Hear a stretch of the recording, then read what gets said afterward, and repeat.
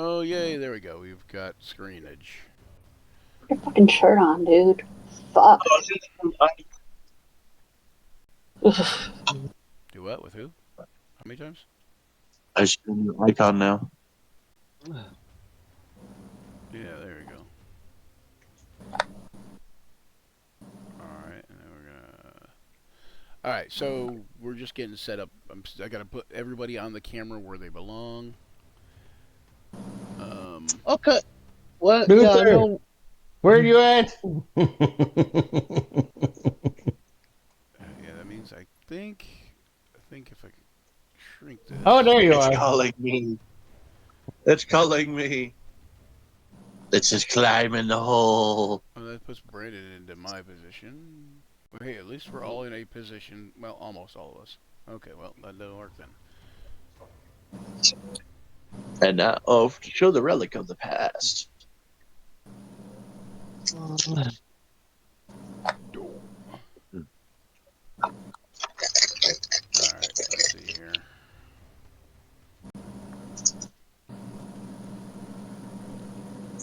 Doesn't everyone want to hear the awesome setup music as we get ready?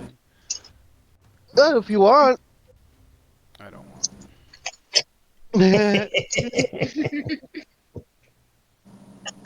Give me a minute.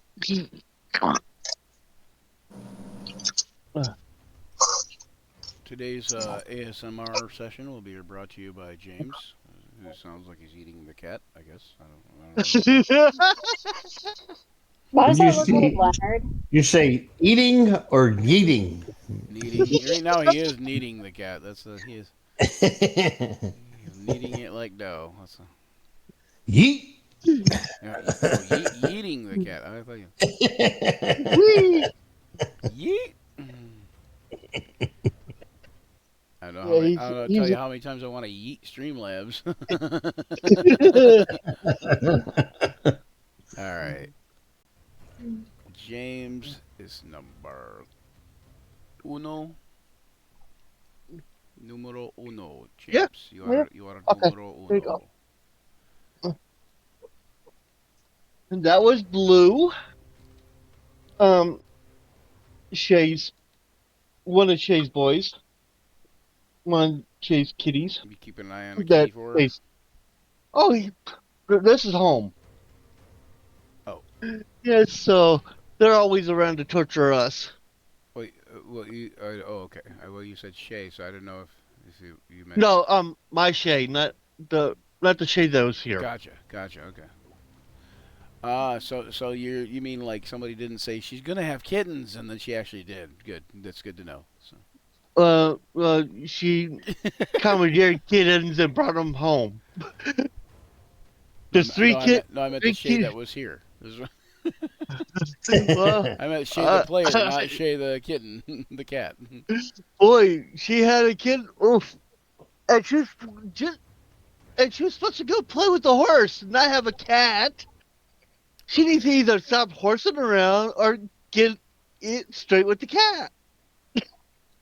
Why does it keep going to that? Okay, wait. Do I have I know I have a Discord capture right there.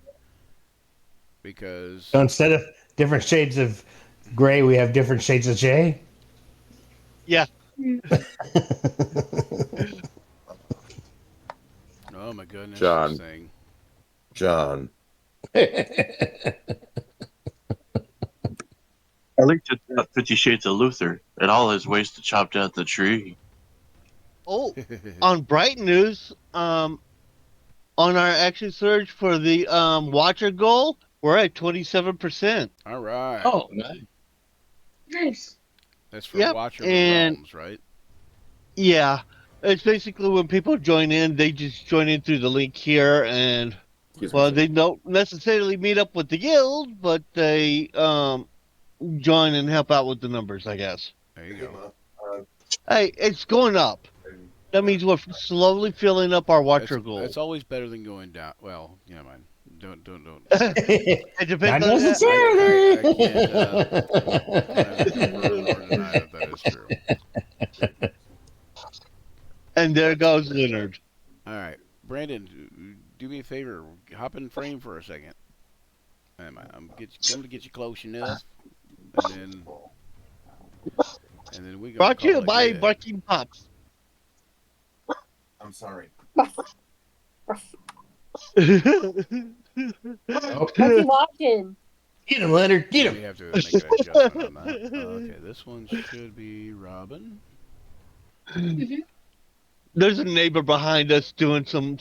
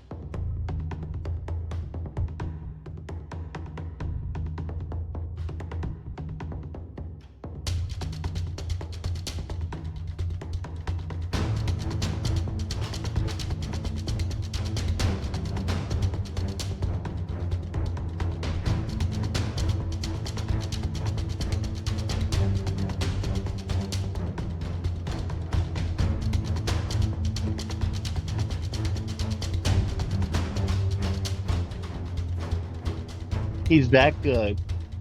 So everybody can hear our lovely Bill-like tones and Oh, the shenanigans good. going on while we're setting up cameras still. Rich would be proud. Yeah, I don't know if yeah, he would actually. Yeah, he does always joke about saving the content for the stream. Oh my goodness. He said Live stream some- labs. Some of our best stuff is done before we get on the stream.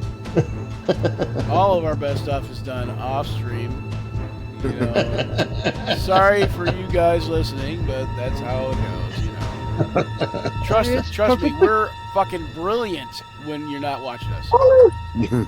And we have sacrificed the bot to help us go. Oscar level material off camera.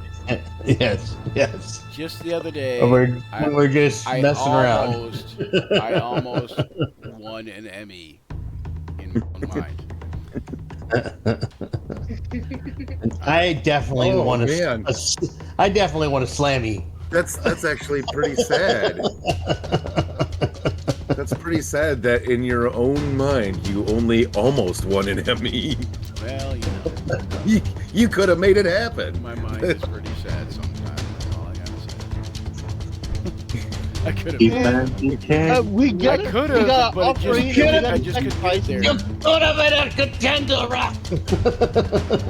We had a bot that came by to sacrifice itself. Nice.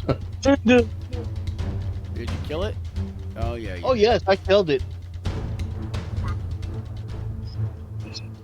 Yeah, you gotta watch out for those Bye-bye. weird, creepy bots. Bye, body. Bye, bye, buddy.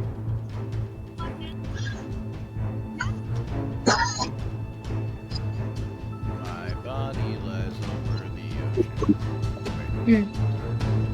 It's a big body. That's the big body. Making waves since 1973. God damn it. Stinking lousy no good rotten. Work. Hey, don't bring me into this. Work It's not the my way fault. you're supposed to work. Okay, here, you look, we're gonna go. We're gonna be live like we're supposed to. Why isn't that working? I don't know. World may never know. Ow. Okay, it just takes a second. Look, see how that works? See? That wasn't so bad, was it? No, It felt bad. it did. I felt like I was losing an arm and a leg. Alright, so we're gonna do this. Alright. The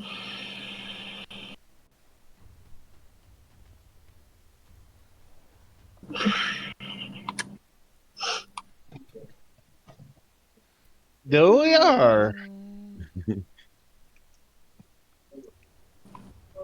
I don't have any. Does anybody have any sound going on? Yeah, I can No. hear you. No, I mean on. I mean, I can hear you, but Yeah, well, I meant on. Does Oh, anybody have let their me- volume turned up in roll 20? No. I have TL. mine turned TL up. 14, thank you for the subscription there. All right. See, that's why. Oh, see, I knew that was happening. Hang on. Get rid of it. Yoink.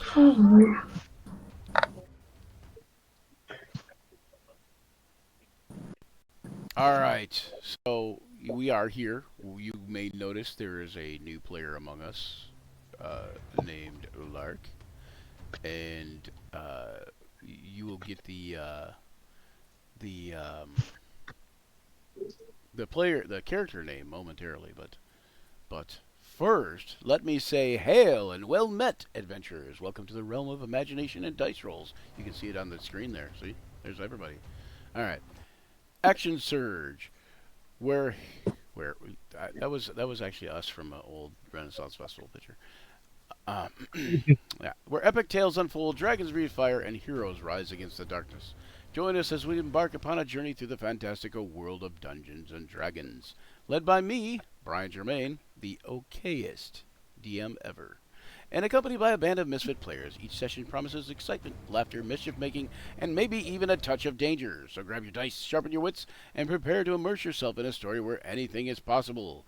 We'll tell tales of valor, weave stories that will echo through the ages, and talk a lot of rubbish because the action starts now. No!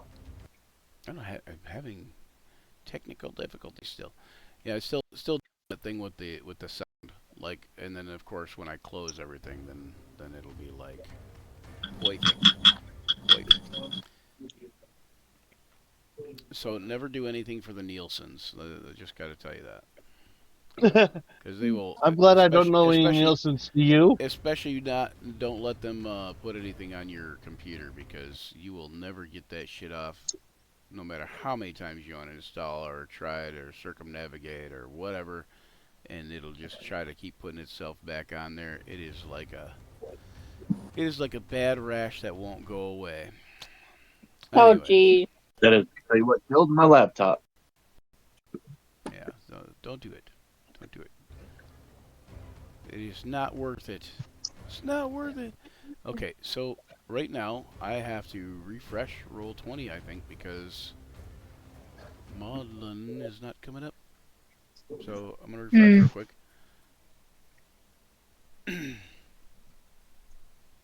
Welcome. I made my coffee too strong. So yeah, okay. So when last we left them, Tharja had picked up a glass-ish gem, a gem, a rather large one, but it's all like shiny and glamorous, and it is kind of enraptured her attention. She kind of just walked off aimlessly, narrowly avoiding some traps, and she just walked through a tunnel, a wind tunnel hallway, and she reached a destination at the end of the hallway, while the other people are trying to get into the opposite end. And Tharja, you have opened the door, and I believe you're about to step through. Yes. And everybody else is kind of trying to follow wherever you went, wherever that may be. Yeah, I think Kaido is the one that was starting to catch up with her, so she could be on Sarge's shoulder, so I could get her to stop, so we could catch up. Yeah, but you couldn't. No. You couldn't because she went into a hallway where she's basically like you guys can't get through the door, so. Oh, Because of the wind. The door slammed shut behind her. Yep. Okay, Maudlin. yeah. You. Well, that blows. Lark will That blows. notice that that blows. Oh my god. Some people. Usually me. At least it doesn't suck. Oh, geez. I'm gonna ignore you said that, Luther. All your suction need Hoover vacuums. Not everyone can be. There she blows! Passive. Oh. Alright, none. Passive. Where you at? Passive. Does Luther want the jewel? There we are. Save Luther wants to changes. throw a boot at you. Oops. Okay. Lark, you should be able to momentarily. There you go. You should be able to see, if you zoom out on the map, you should be able to see a room. Oh, there we are. What's that? I said there we are. I see it. Yeah, so you should be able to see yourself in a room, kind of raging through many things. Alright. Tharja, you're going to be... Well, we left off on Anatoly, so Anatoly, is there anything you're going to do? I know I was I was just trying to catch up to the group that would. I don't remember if I knew they were going like chasing down Tharja or not.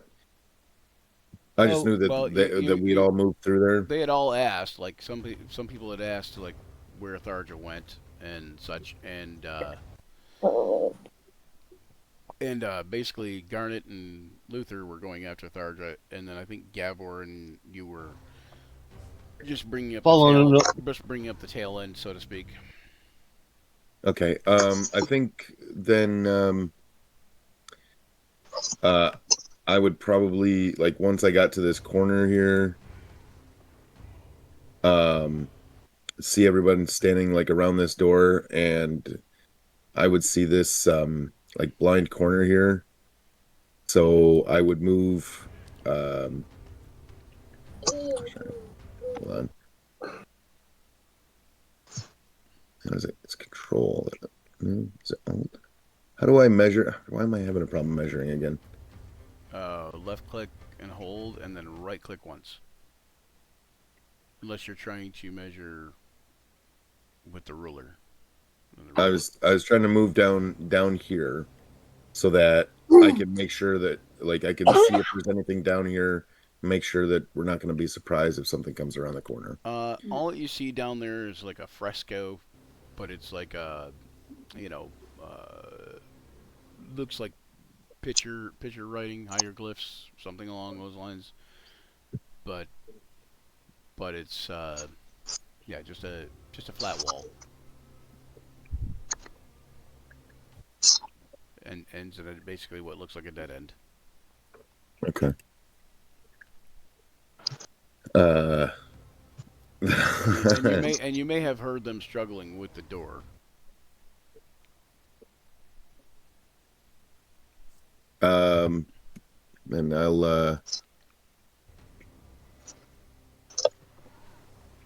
I'll try to lend a hand then. All right, so go ahead and give me a strength athletics check. Okay. And with the help action, you guys can do it at advantage. And then Gavor, you're going to move up. Yes. Yeah, I'll move up. Okay.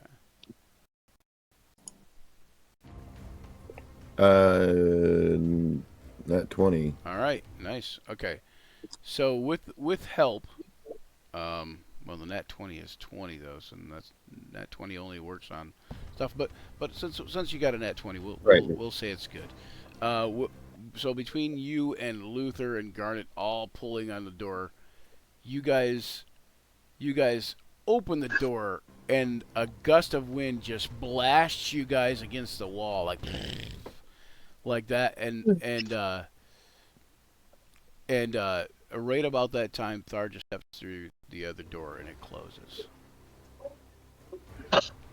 Damn it. So this door is open. Yeah, there we go. All right, so you guys, and when the door closes, you guys are stop being blasted against the wall, and you guys are, fine. It's like there's no wind coming at you. All right, so Tharja, what are you gonna do? Your newly found precious. My precious. Hi. So, Where is she going? I'm going to move down Okay. and over to here. Ooh, there's a door. Yeah, there is another door to the south. Now, do you want? You can dash and make it there if you would like. Sure. All right, so you can make it all the way to the door and open it. Yeah. Let me look at something real quick, because Oh, this room's really pretty. It's red and blue, my favorite colors. With white. Pretty room, pretty gem. Oh wait. All right. Pretty gem! Pretty room! Sorry. Uncles are Chinese. All right. Before, well, let me do this here.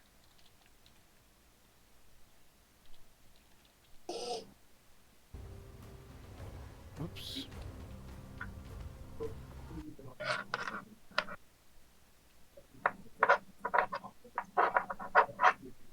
Ruh-roh. 1 second.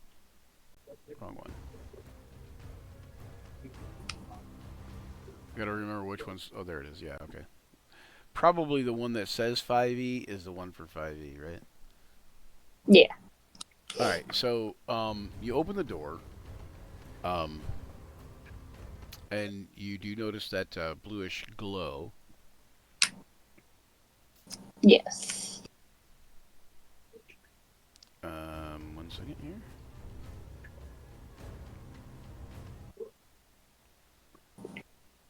Bum bum bum bum. Bum bum bum bum bum What the bum. bluish glow, the soft blue light emanates from this large stone fountain in the center of the room. The water is crystal clear, but it reflects a shimmering, almost magical glow on the walls. The air is cool and tinged with the scent of jasmine, and the gentle sound of trickling water fills the room. The fountain itself is covered in intricate hieroglyphs depicting ancient gods with animal heads and human bodies casting powerful spells. Around the base, inscriptions of an unknown script are shifting and shimmering as you approach. The water surface, you catch something. Fleeting images of distant lands and arcane rituals. Mystic visions as if the fountain is showing you glimpses of a hidden knowledge. A sense of power radiates from the fountain, beckoning you closer. The inscriptions and imagery hint at ancient wisdom, but something about the way the visions swirl in the water makes you feel uneasy, but curious. Why don't you give me a wisdom saving throw? Yes.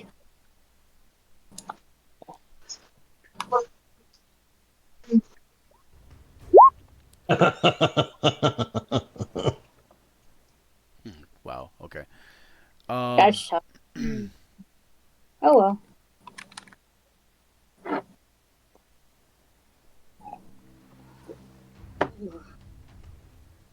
Okay. There What goes. is Tharja's ultimate goal in life?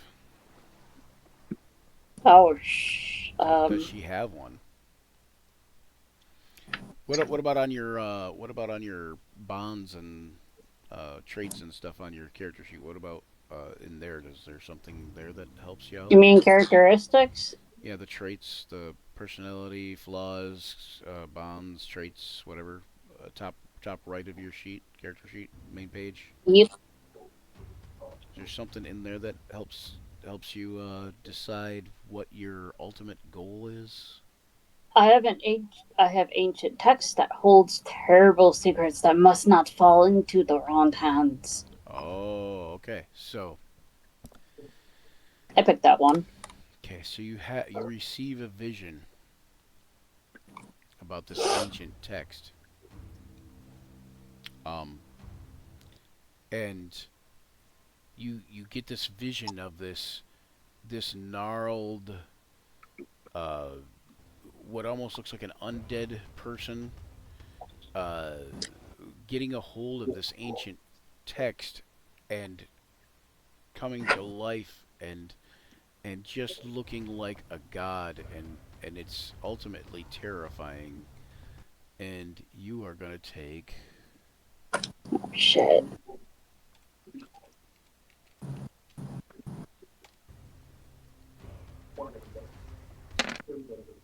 16 psychic damage. So 16 damage to my health? Yeah, 16 damage. Yeah, so it's like 16 hit points. So what you do is when you do that, you kind of like grasp your head. You kind of drop the gem momentarily. It hits the ground. The spell is broken. You notice that it's a pretty gem, but it's not worth that much. But you kind of think that you might still want the gem, but it's only worth 10 gold as opposed to what you might have thought it was worth. Yeah.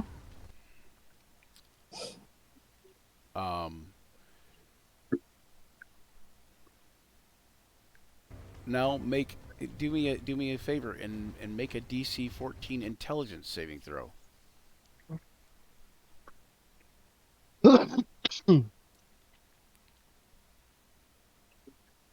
Thank God it's not Luther in there right now.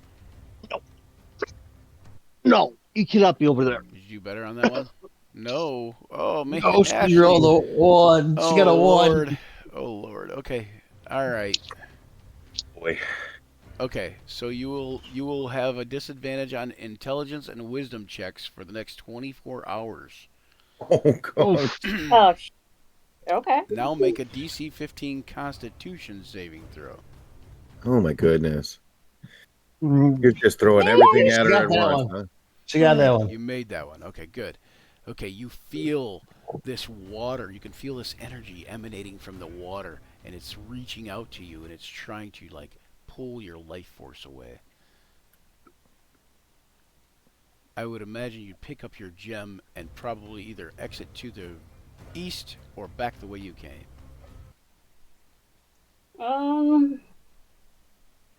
You're very, like, you're terrified by the fountain now. At first, Yeah, when I'm you gonna were go. raptured and you were, like, getting sucked in by it, like, now you're like, no, fuck, get out of here. I'm like, no, fuck that shit. Yeah. I'm gonna wait for everybody. Okay, so you're gonna move past the room and wait for everybody. Okay.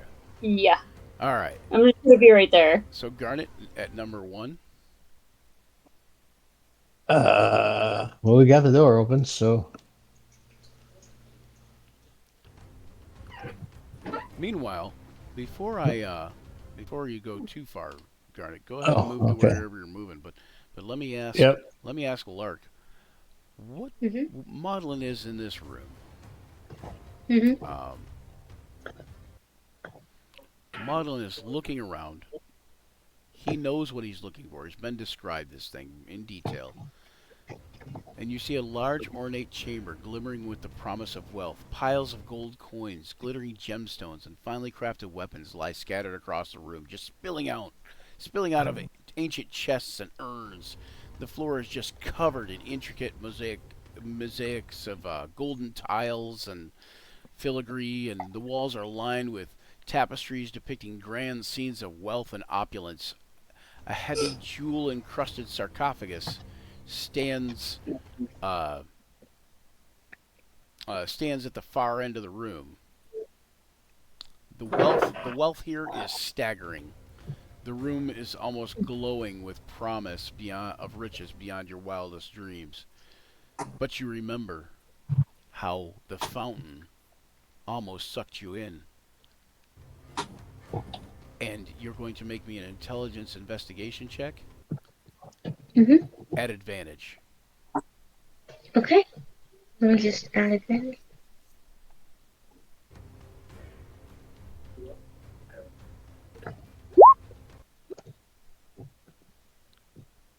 Nice. Okay. Nice. Okay. You realize that there is some amount of illusion going on here. Like, the great wealth and, like, the vast wealth is obviously some sort of illusion, and you believe that there is a trap about. You're not sure where or how to deal with the trap, per se, but you know that it has something to do with pressure plates on the floor. Okay. And I'll get right back to you. Garnet, what were you going to do? Were you just moving forward? Yep.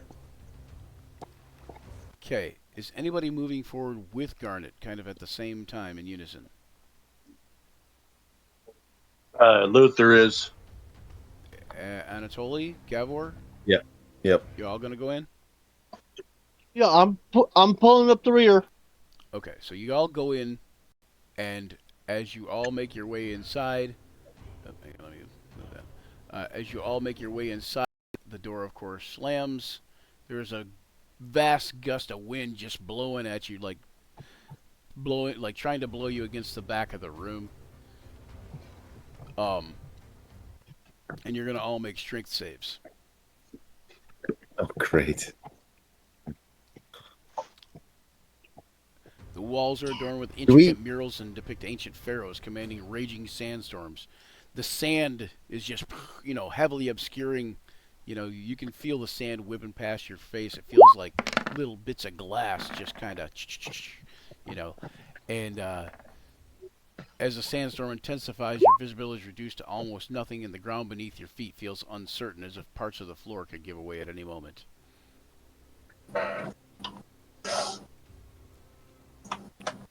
Right. Okay, so Gavor and Garnet did not make it? Yep. I was the last one in. Hey, for some reason, I have Bless turned on. Well, I was gonna say, were we blessed? Because I have blessed turned on too. No, No, No. don't be sassy. you Turn probably around. just have it turned on for now. You might have had it. You might have been blessed at one point in time, but it shouldn't be now. Um, Okay. but Sebastian made it. Sebastian, yep, okay. Wow, I did not. Luther. Zach is. My character sheet is refusing to load, so give me a Alright. sec. You want me to do it for you? Or you need a minute? Yeah, I was also gonna say, click on Danger Sense for me and see if it applies to this. It does. I can't remember if it's only deck save. It does because this is a trap. So, it is deck saves, Yeah. right? So, hang on. Yeah, I was just trying to make sure. It is a trap, so let me double check. Danger sense. Dexterity saving throws effects that you can see, such as traps and spells. Okay, so yeah. Oh, but to gain this benefit, you can't be blinded, deafened, or incapacitated. But so we'll give you the dex save at advantage, but make the strength save as normal. Okay. So for those who failed the strength save, give me a dex save. Oh, okay.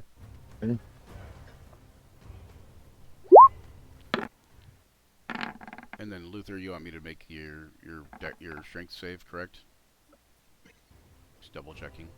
Yeah, I think I don't know if it worked. Oh, did you try it? Oh, yep, there it is. Okay, there it is. All right.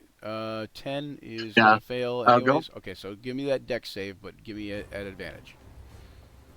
Okay. Hold on. I thought you told me to do strength at an advantage. No, it doesn't matter. It's at disadvantage or it's at regular, so it's 10. Ah, So you're gonna make a dex save at my bad. advantage. Yeah, can you do that for me? Because Yep. it's taking too long to, and I'd rather not slow us down anymore. Yeah, I'm gonna pop this open so I can have it out to the side here.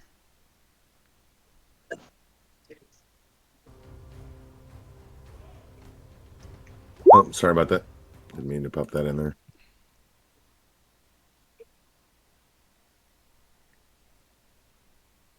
They're just gonna hit Arjo with a boot. Hit me with the boot. Okay, so A straight boot to the head. That knocked me unconscious, dude. okay, so let's see who made their deck saves. Looks like only. What's the need to Anatoly. be?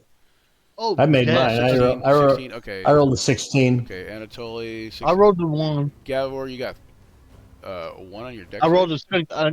No, I need to. Yeah, deck save. There you go. I That's do- good. Okay, so all of you who made this who failed the strength save, you made your deck save. So the strength, your guys are like basically kind of held in place by the wind, but because you made your deck save, you don't fall prone.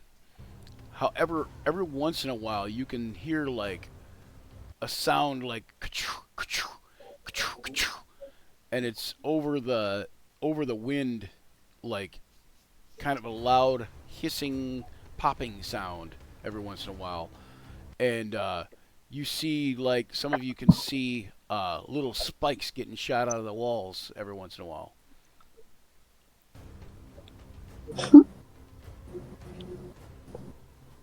All right. And So then- What the hell is that? So if you made your strength save, or if they made their strength save, what happens? if you made your strength save, you are able to move Forward. forward. All right. Who made it? So- Sebastian. Sebastian. Sebastian. Yeah. Yep.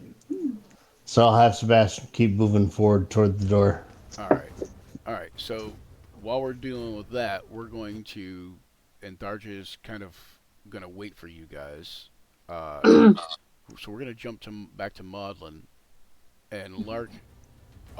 When Maudlin sees that this is just an illusion, you notice that since you've been in here, like getting to this point, has just been some kind of trap after trap after trap. It's kind of almost getting on your nerves, but also there's the sarcophagus.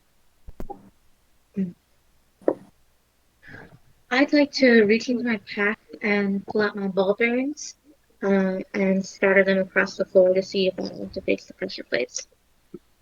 Okay. You throw the ball bearings, and while you realize the ball bearings might not be heavy enough to press the pressure plates, you do notice that a couple of them sink into the floor in cracks that you think are probably the pressure plates. You do also possibly realize that you could possibly use this to your advantage. Okay. I'd like to. Go ahead. Oh, go ahead. I'd like to try and maneuver dexterously around what seem to be the pressure plates. Okay, you can easily maneuver around the pressure plates, but go ahead and give me either a straight up investigation check or a or an insight check. Check.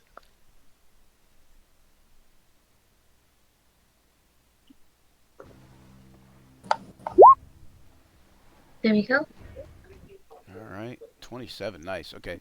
You think that if you were to take your ball bearings, some of the ones that are still scattered on the floor, and kind of scatter them over to the pressure plates and kind of push them over, they would slide in under those pressure plates, and they would keep it from getting pushed down. Nice. I'd like to do so. Okay. Okay. So you kind of like taking, start rolling the ball bearings under the ones where you've seen it go through the floor, and basically now you've kind of undid the trap to where it can no longer compress. So, I'd like to start. You mentioned that this is like all an illusion. I'd like to try and start investigating and seeing if I can find what I'm looking for. That's the thing we discussed earlier. Sorry, what was that? What were you trying to find? The piece of the the object. Yeah, the object you're looking for? Okay. So, all of it kind of seems to be an illusion. There are a couple chests and urns and stuff like that, but it's not overflowing with money and wealth like it originally looked like. And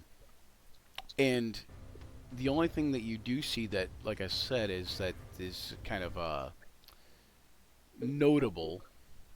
It doesn't have it on here, so let me find one.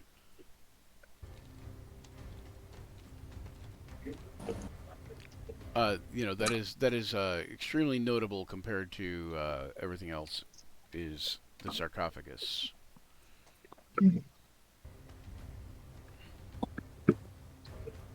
I'd like to check that for traps as well. All right, 1 second. Let's do this.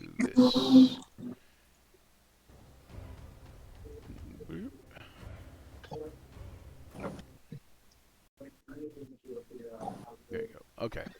So go ahead and give me a investigation check on that.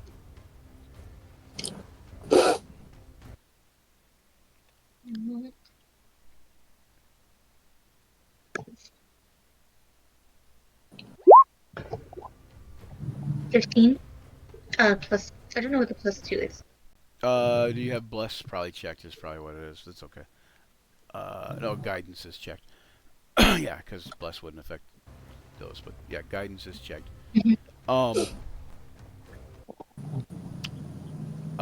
So you notice that there's definitely some sort of trap. It is hooked to some kind of wire that goes back into the wall. It doesn't seem like it would be easy to get to. You could probably remove the trap.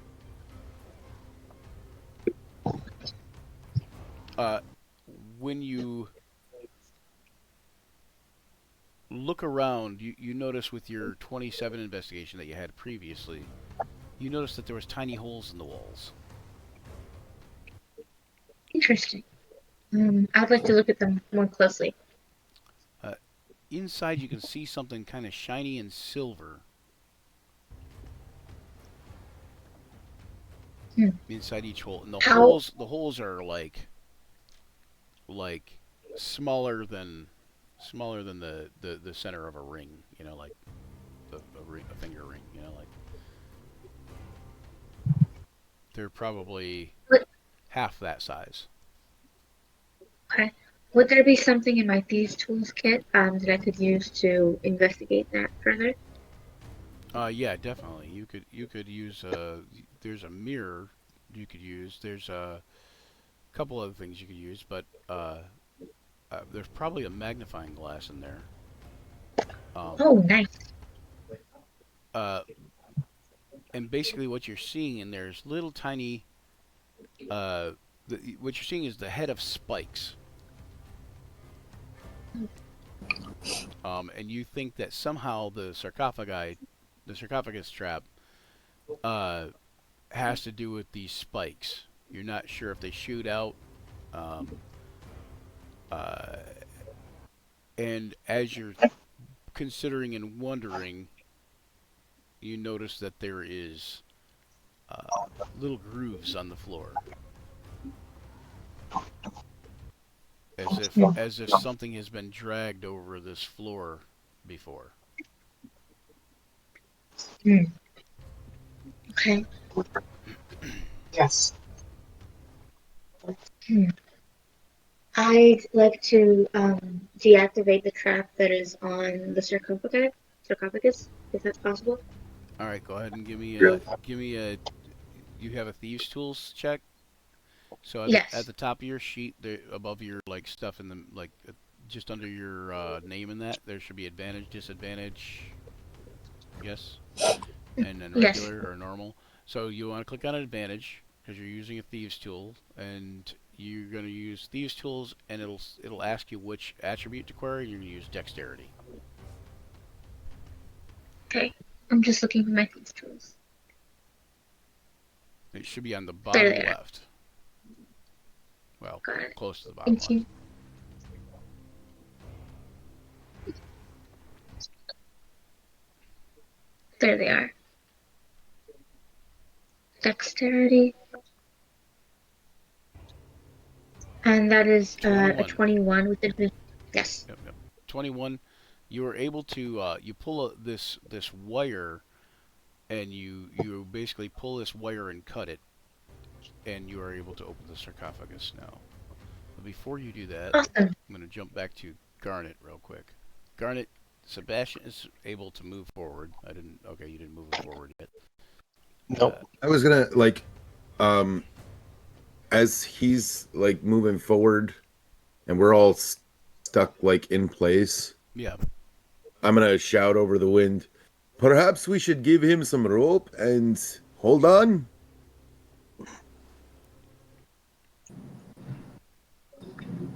You could do that. Tie rope to him. What's his strength? Let's see. I opened his character sheet. Where did that go? Yeah, open it again.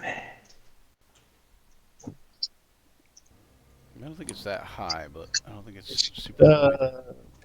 14. Yeah, that's pretty good actually. Yeah. All right. So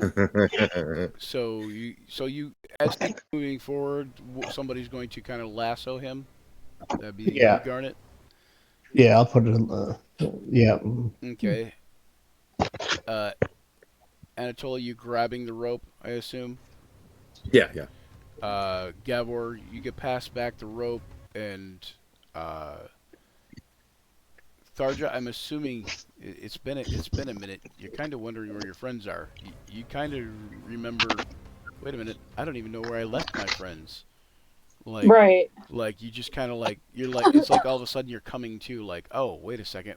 I think I left my friends, and I don't even know where. I just remember a lot of wind, and then now I'm here. And then the terrible vision from this fountain, and then now I'm kind of here, right? Mm-hmm. So are you still gonna wait? Yes. Okay. All right. But can I use a healing potion? For some reason, Luther's not in the turn order, but can you use a Yeah, I healing noticed potion? that. Yes, you can. Thank you. So that will give you 10 hit points if it's a regular healing potion.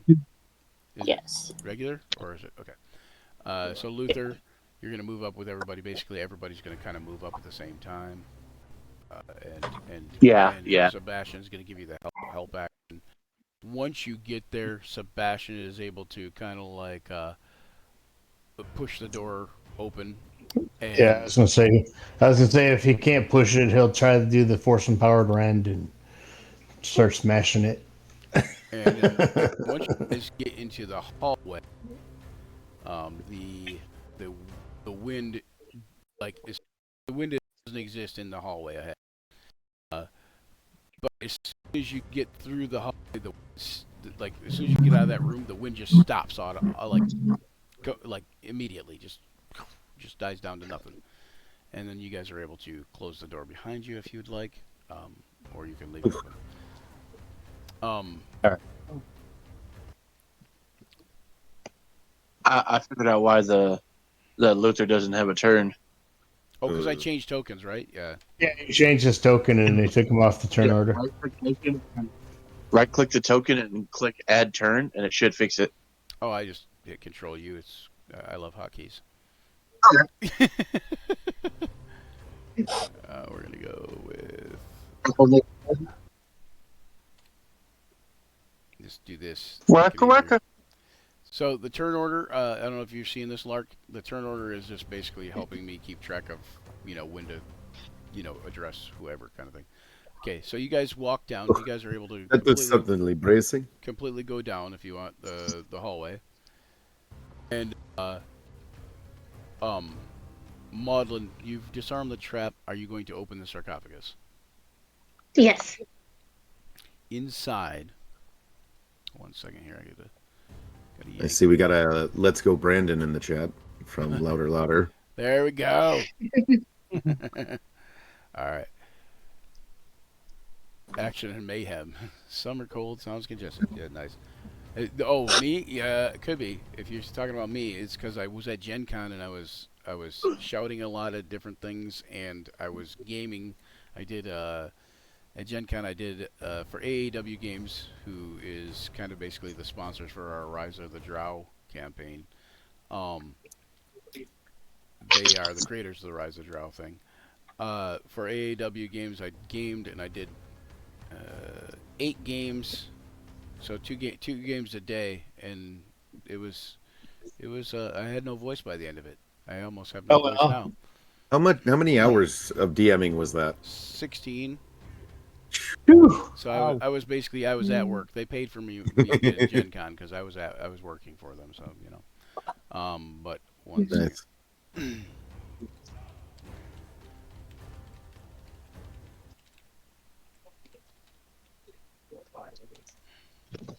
Okay. So you see what appears to be a small metal piece of a rod. It's been broken and it looks ancient. Rod of 7 parts. It exudes power and has the word Fiat Justitia. Oh no, sorry, I take that back. It has the word Calum. 1, 2, 3. Yeah. It's just Calum. C-A-E. C-A-E. L-U-C-A-E, man. L-U-M. It has that word on the side, and you can see crystalline structures inside the metal. Interesting. I'd like to take a piece of cloth from my pack and pick it up gingerly with the cloth wrapped around my hand, so I'm not touching it directly. Okay, yeah, and it's you know the word Calum. You believe it comes from an ancient archaic language, and you believe it means chaos.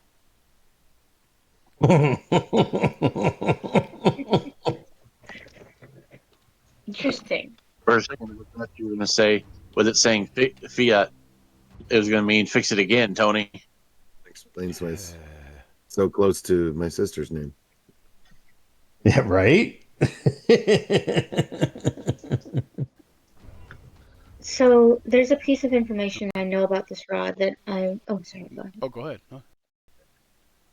There's something that I know about this rod, and I'm not sure if it's something that I would have been, I would have gained from my own knowledge. I just want to know, if this is something that my character would know.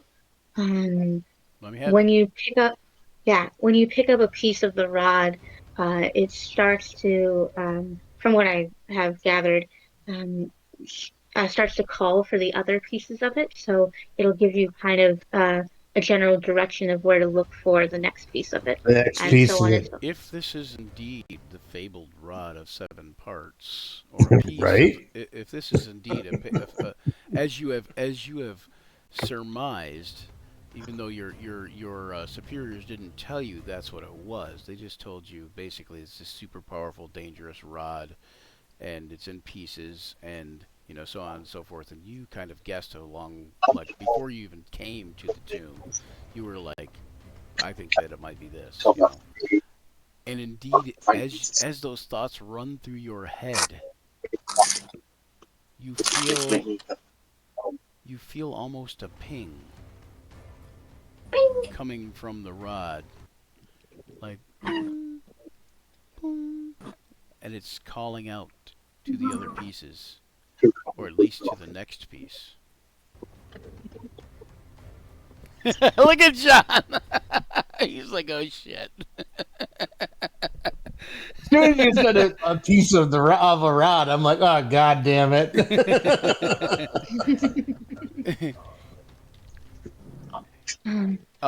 Do I know? Oh, sorry. you you do know that even though you've grabbed it gingerly with this piece of cloth, this cloth is not enough. You can feel the power from within this rod, and you know it's essentially just raw power, like unlike anything you've ever felt before.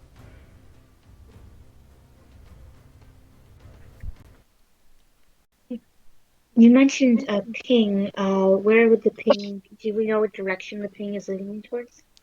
You know it's up and out,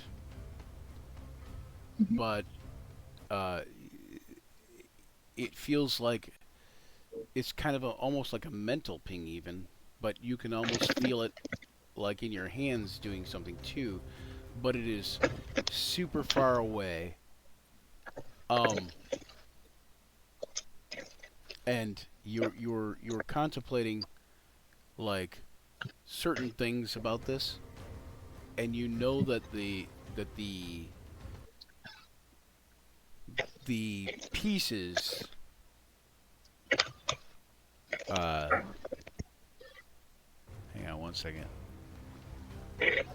So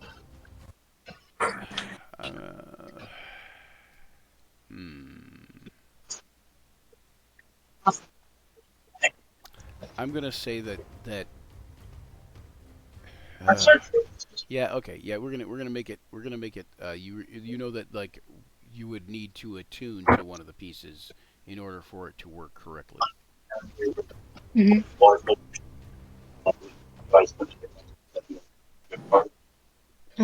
My character is not a magic user. Would I still be able to attune? Yes, you would. Okay. And how would I go about that? So you can basically over an hour you kind of just hold on to it and kind of bond with it. And it takes about an hour for you to kind of bond with this thing. But you know that over the next hour you could attune to it if you would like to. I would like to attune. Yes, please. Okay. So basically you're going to take a short rest here. Okay. You think that with the traps all basically disarmed, you should be pretty safe. Okay.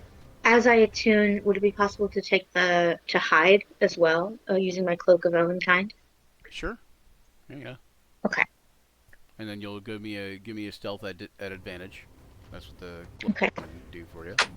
Tharja, you notice that the door opens,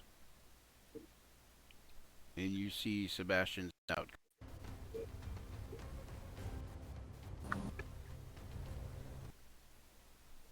All right, 20. You are pretty stealthy at this point. Are you Nice. Thank you. Are you going to hide under or behind or around anything specific, like maybe behind the sarcophagus or anything? Yes, that would be perfect. Okay. All right, Tharja. When Sebastian comes through, you're almost relieved. Are you going to say anything at that moment? Hello. Sebastian has never talked to you before, but it kind of makes a mechanical grunt and nods in your direction. And Sebastian, John, are you going in with Sebastian? Yep. Okay. Then you are both going to make me what? Wisdom checks, right? Believe so. It'd be yeah, wisdom saving throw.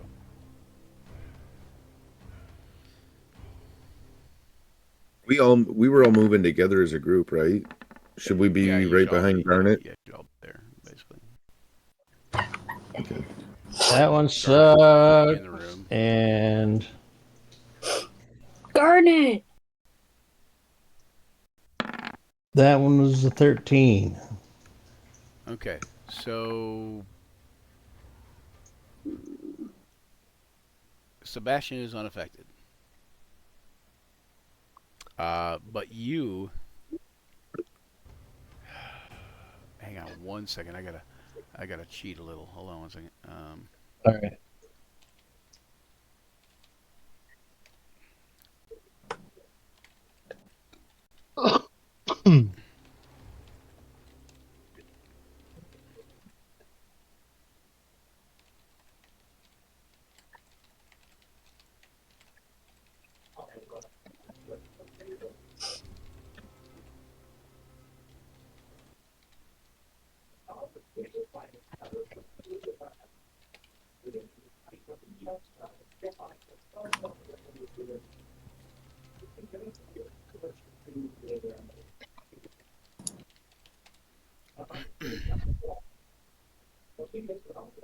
Okay, the vision begins in silence.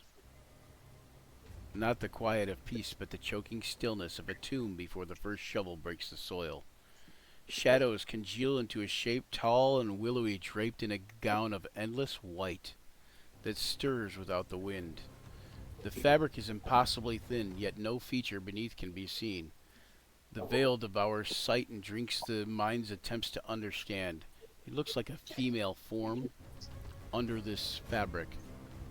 But from behind that fabric, hands emerge, slender and cold, impossibly long. Each finger pinches the strings of marionettes that dangle in a ring around her. You recognize them not as toys, but as kingdoms, cities twitching on silver threads, whole armies jerking forward in spasms of war. The strings stretch down the prime, threading through the chests of heroes and villains alike. The figure tilts her head. It's veiled. A sound, wet, low, slithers into your ear. Its laughter without joy. Maternal only in the way that a spider is maternal to the eggs it guards. Her veil ripples, the fabric bulges, and something beneath tries to press through. You catch flashes, a claw that is not a claw, an eye that blinks sideways, a jaw lined with teeth that gnash in every direction. The veil shivers, restraining it. For now.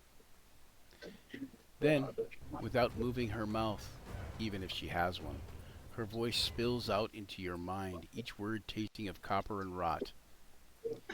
When the last string is tied, the stage will burn, and all my children will dance.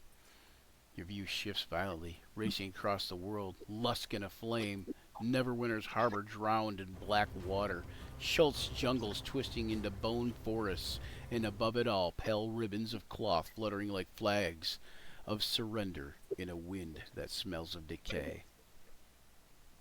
Suddenly, you're released from the vision. You still feel the faint tug on your chest, as though a string has been knotted there while you were entranced. And you take 3d6 psychic damage. Boy, Zach is going to be mad that he missed that. Or I guess he won't, because he missed it.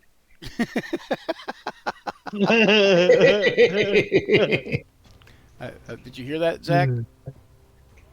I think Zach heard it. No. Oh, you missed it. Okay. Okay, you take seven damage. Yep. Garnet. And then upon taking the 7 damage, you're going to make an intelligence saving throw. Oh, God. Baby. At least it's Garnet. Yeah, he's got a good chance. I knew he did. Nice. Oh, okay. I thought you were saying He's got a Luther had +5 to take an intelligence saving throw. That's coming. All right, and then because you made the intelligence saving throw, you do not have to take. You don't have to take any disadvantage any disadvantage to your wisdom checks or intelligence checks, and you don't have to make the Constitution saving throw. So you kind of snap out of it and head over to Tharja. So we're gonna do that. Yay! All right, Anatoly, you're next into the room. Yep.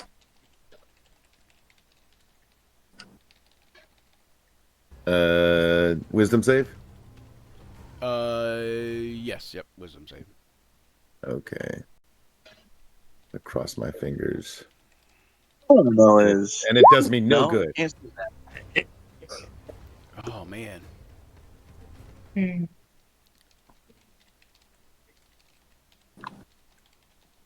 I don't know Cool. why I'm getting like multiples of 7 for my saving throws. It's 7 for the strength, 14 for the for the dex, and 7 for the wisdom. It's telling you something. It's telling you something.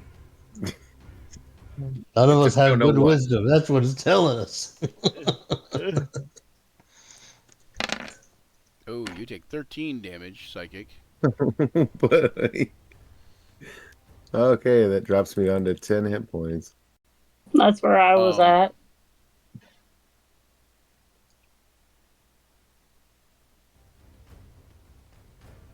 Okay.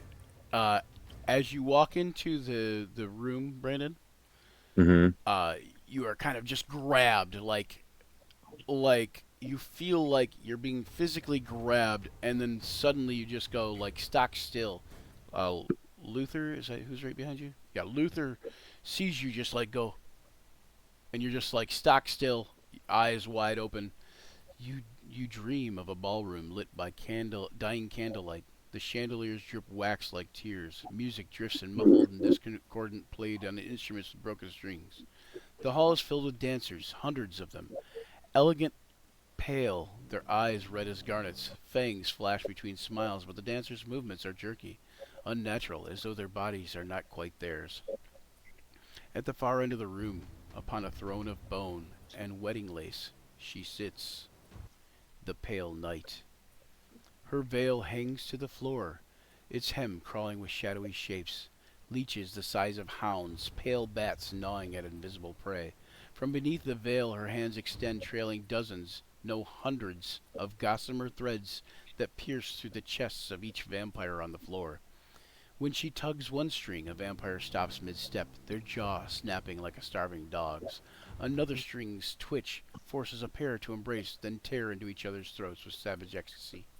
You realize each vampiric face is ancient kings and queens of blood, whose names are whispered in fear across centuries. Yet here they are, nothing but dolls to her.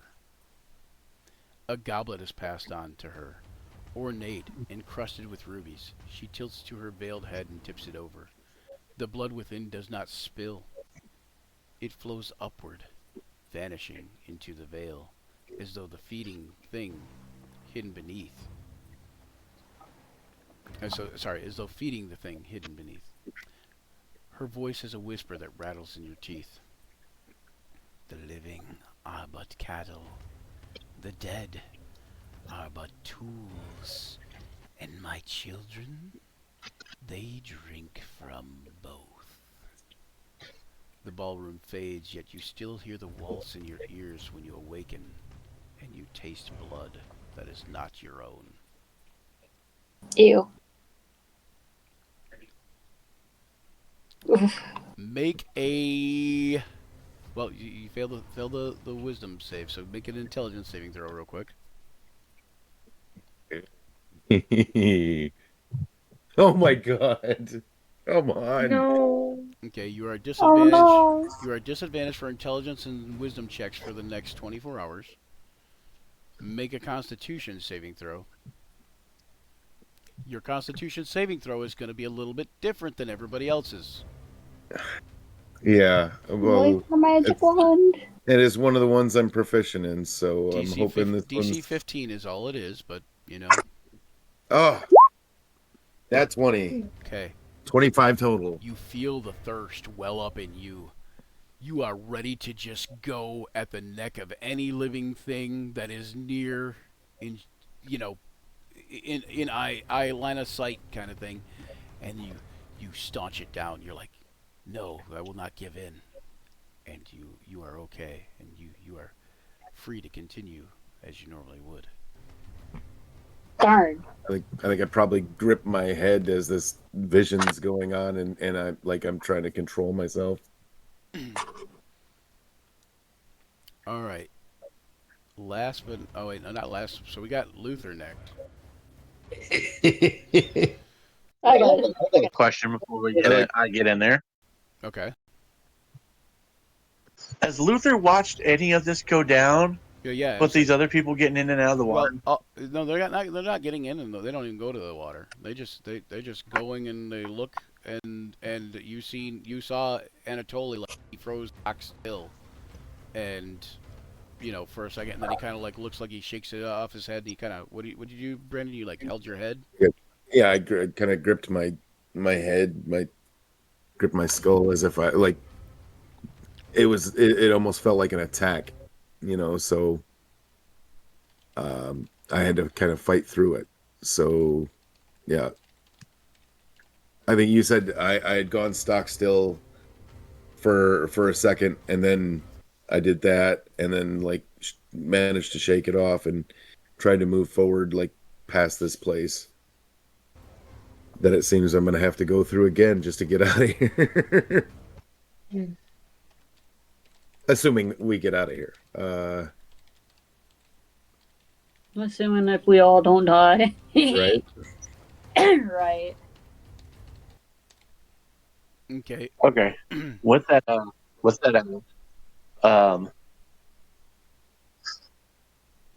Would Luther be able to do a perception check to be try to put two and two together? Why are they doing that? No, but you can see through the door this beautiful blue glow of water, this crystal clear beauty, and it beckons you.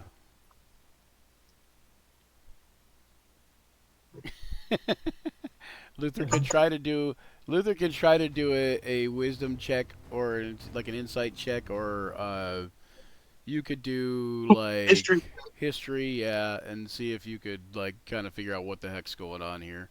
Luther's not the brightest apple in the bunch, but I'll give him, since he's been with the Elder Brain, he has been feeling quite a bit smarter than he usually was. And he's a pirate, so he knows a lot about water. He knows a lot about water. And he's our leader. So you can sail across that puddle of water. No, I'm just different kinds of water, what not to stick your hand in after learning the hard way. So go ahead and give me that history check. Let's see if I can get it to work.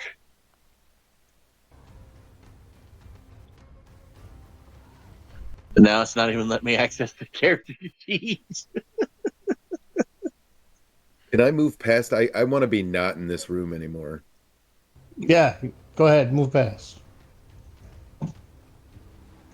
There we go. Let's see how quickly I can get it to bring up to try and bring up the character sheet. I'm gonna have you guys. Oh, You guys are Mike gonna back kind of there, all be maybe. actually just kind of gathering in this area, like the beginning of the room, because I don't think you guys would go into the room when based on what you would see. You know, like. But go ahead and give me the history check there, Luther. Or did you already roll it? For the character sheet. No, not yet. I'm waiting for the character sheet. A little background, Lin. Luther had his brain scooped out by was a brain eater, mind eater, Intellect devourer. Yes. intellect devourer. Yeah, and then it was reconstructed through a mother brain. Yeah, it's called an elder brain. Yep. Mother brain. Damn it, Boone. So it was I actually keep calling it mother yeah, brain. it was actually he was regenerated in the brine waters of an elder brain, and basically, whenever an intellect devourer, so illithids and intellect devourers and elder brains, they're kind of a little bit of a hive mind, but whenever an intellect devourer eats the brain of something, all the knowledge from that brain goes to the elder brain. And so basically, he had the entire knowledge of like all Luther's memory knowledge, everything. Which knowledge is stretching it for Luther, but but anyway, he had all that stuff, you know. And so then, when he regenerated his brain, they did a thing, and the elder brain agreed to help them and kind of you know, help regenerate Luther's brain. And then what they did is they revivified him. Or something. It wasn't revivified because it was something that only lasts a couple. It was no, they had a rod of resurrection or something along those lines. Anyway, but at any rate. So for Luther, some reason are you having now- trouble with the character sheet? You want me to roll it? Okay, there you go. Oh, 23. Nat 20, and it's a 23. Okay, Luther recalls a time that that the captain of the ship was like, you know, telling him about this gemstone that he saw in a treasure chest, and this reminds him of this gemstone, and the gemstone was not to be trifled with because it would entrance you, and it would like lure you into a false sense of security, and then it would do evil, vicious things to you, like destroy you slowly from within. And that's what this reminds Luther of. And so Luther, you can, if you want to go in there, I mean, you have to go in there if you're going to go forward, pretty much. But if you want to do that, you can do so by making that wisdom saving throw at advantage. I will take the wisdom saving throw at advantage, Also, good sir. Also, to Lark, who doesn't know, and because I didn't mention it at the beginning of the thing, this is the beginning of a new session. Each new session, you start off with an, if you don't already have one, you start off with a inspiration. So, the inspiration, what we do for inspiration is we roll 1d6 and add it to whatever you rolled. The reason we do that is because I've seen somebody use inspiration 7 times in a row and still fail. Whereas if you use 7d6, you're probably not going to fail, most likely, because you're going to add those 7d6 together. So, at any rate, so. Thank you. All right, so. I forgot that you get inspiration at the beginning of each session. Yeah. It's like, God, I probably could have used it on one of those saving throws. You could have, yeah. Please. But I Please, didn't give Luther. you the 3d6 necrotic damage because I felt like the thirst thing. Well, plus you passed the save, but if I felt like the thirst thing would have been more to tone and more to flavor, and I thought that if you had failed the save, you would have fed on the nearest person, which would have been Luther or Tharja.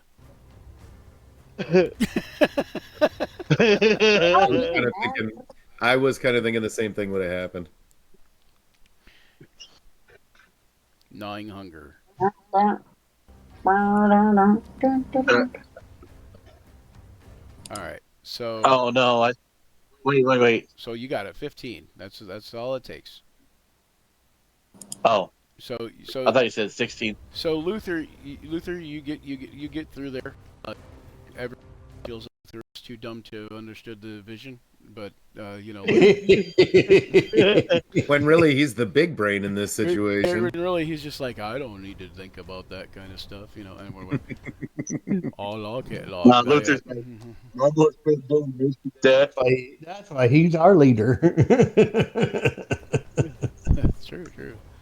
All right, Cavor, it's up to you. Are you going through there? Yeah, I'll walk through like I normally do. Okay. Like how I've been before. I'll walk in like I own the place. Give me that wisdom save. DC 15 wisdom saving throw. Can I warn him? He don't need no warning. He's the one character. He's the one character that has wisdom in our group. Apparently, he needs no warning. But your warning might have helped. I don't know. It's. I think I did just fine. Luther, what is your warning, Luther? Don't look at that. It's something not right. Whatever it is. All right, Maudlin, you are hiding in the room, the false treasure room.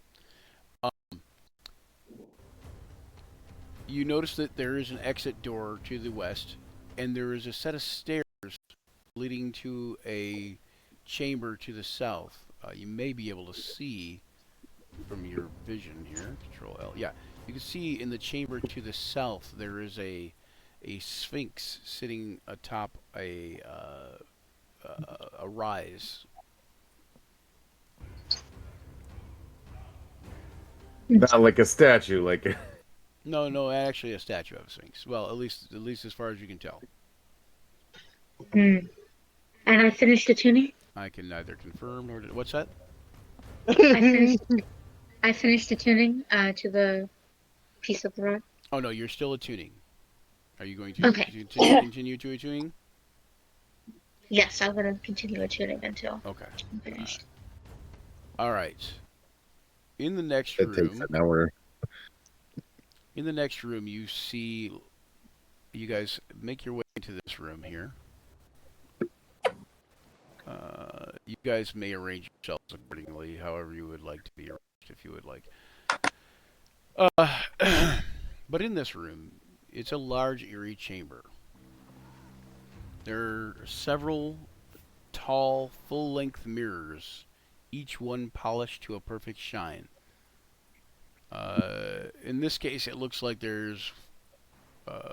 well, in this case, it shows more than there is, but in this case, there are 5 mirrors. Oh, maybe 6. Maybe there's one for Sebastian too. We'll go 6.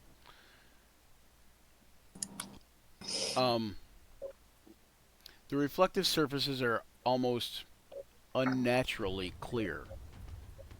The mirrors stand in perfect alignment and seem to beckon you closer with their gleaming allure.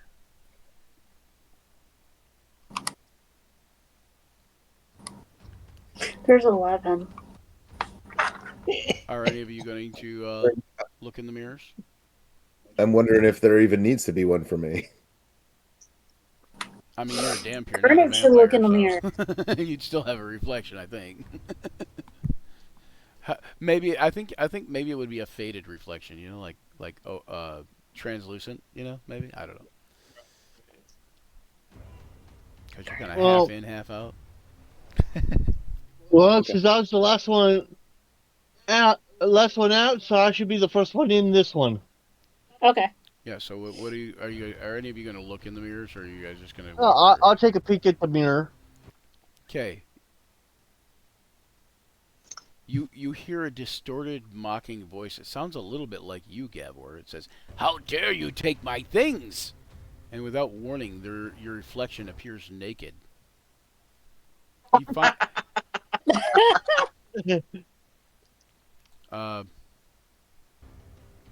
You find yourself suddenly you're stripped of all your belongings, armor, weapons, and gear. Okay. Suddenly it's all on your reflection in the mirror. It laughs, a twisted, evil cackle that fills the room, and before you can react, the mirror shatters into 1,000 pieces. Shards fly everywhere, and the sound of breaking glass echoes through the chamber. You feel an immediate sense of loss, and you realize all your belongings have been stolen, teleported somewhere. Make a DC 15 Wisdom saving throw.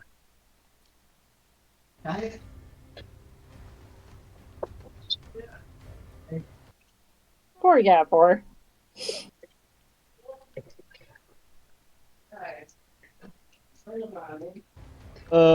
one you want, the 23 or the 23? 23 or 23. Okay, you kind of snap out of it and realize it was all just some kind of magical illusion type of thing. Another illusion. But there's some Not kind quite of, illusion. there's some It's kind of full of stuff. there's some kind of weird feeling of pull, like, but the mirror's still there. The reflection within kind of grins back at you, kind of oddly. The Gavor's naked. And Gavor's not naked. Oh, good. That'd be funny if he none of you was. guys saw that. Only Gavor saw that. Okay. I was worried I was going to have to hand him Let's a see. What did you just say? Don't worry about it. I'm talking to my friends on the computer. All right. So I go ahead. I see it looking at me and everything, laughing. I'm like, looking left back and pull out my axe. The headhunter. Okay. I got. Everybody else, you're We should gonna make me a dex save.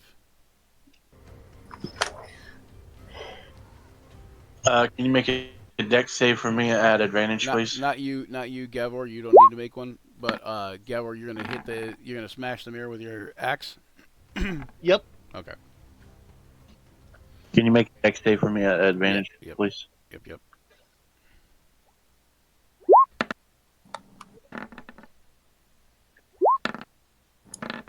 There you go. Luther made it. Thank you very much. Okay, DC 14 dex save. Did anybody not make it? Ashley? What? So Tharja is the only one that didn't make it. Right? Oh, she didn't roll. Yes, I she did. did too. She got a 9. She got a 9, yeah. Okay. So Pay Tharja. attention.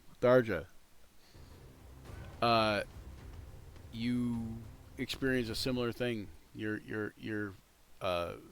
reflection, give me my belongings, and kind of reaches out to you, and then the next thing you know, your reflection's wearing your belongings, and you are naked, and the mirror shatters, and everybody sees the mirror shatter, like shh, like so everybody sees this now. The one that Tharja like accidentally looked into, and make another DC 14 dex save, Tharja. Fuck. My belongings. No. Okay, that one's good. Okay. So you basically avoid the flying shards of glass, and you guys all notice that Tharja is like standing there in the buff, and all her stuff is gone. Naked. Like everything is gone.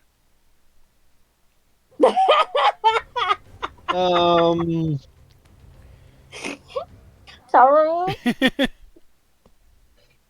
All right, so I guess she's a better view than a dwarf. the rest better view than Gavor. I don't know. Gavor's pretty buff, you know. What I'm saying? Anyway, so I'll pull off my travel cloak and just kind of hand it to her, like to the side, like you know. Like, you don't have a component pouch or a focus anymore.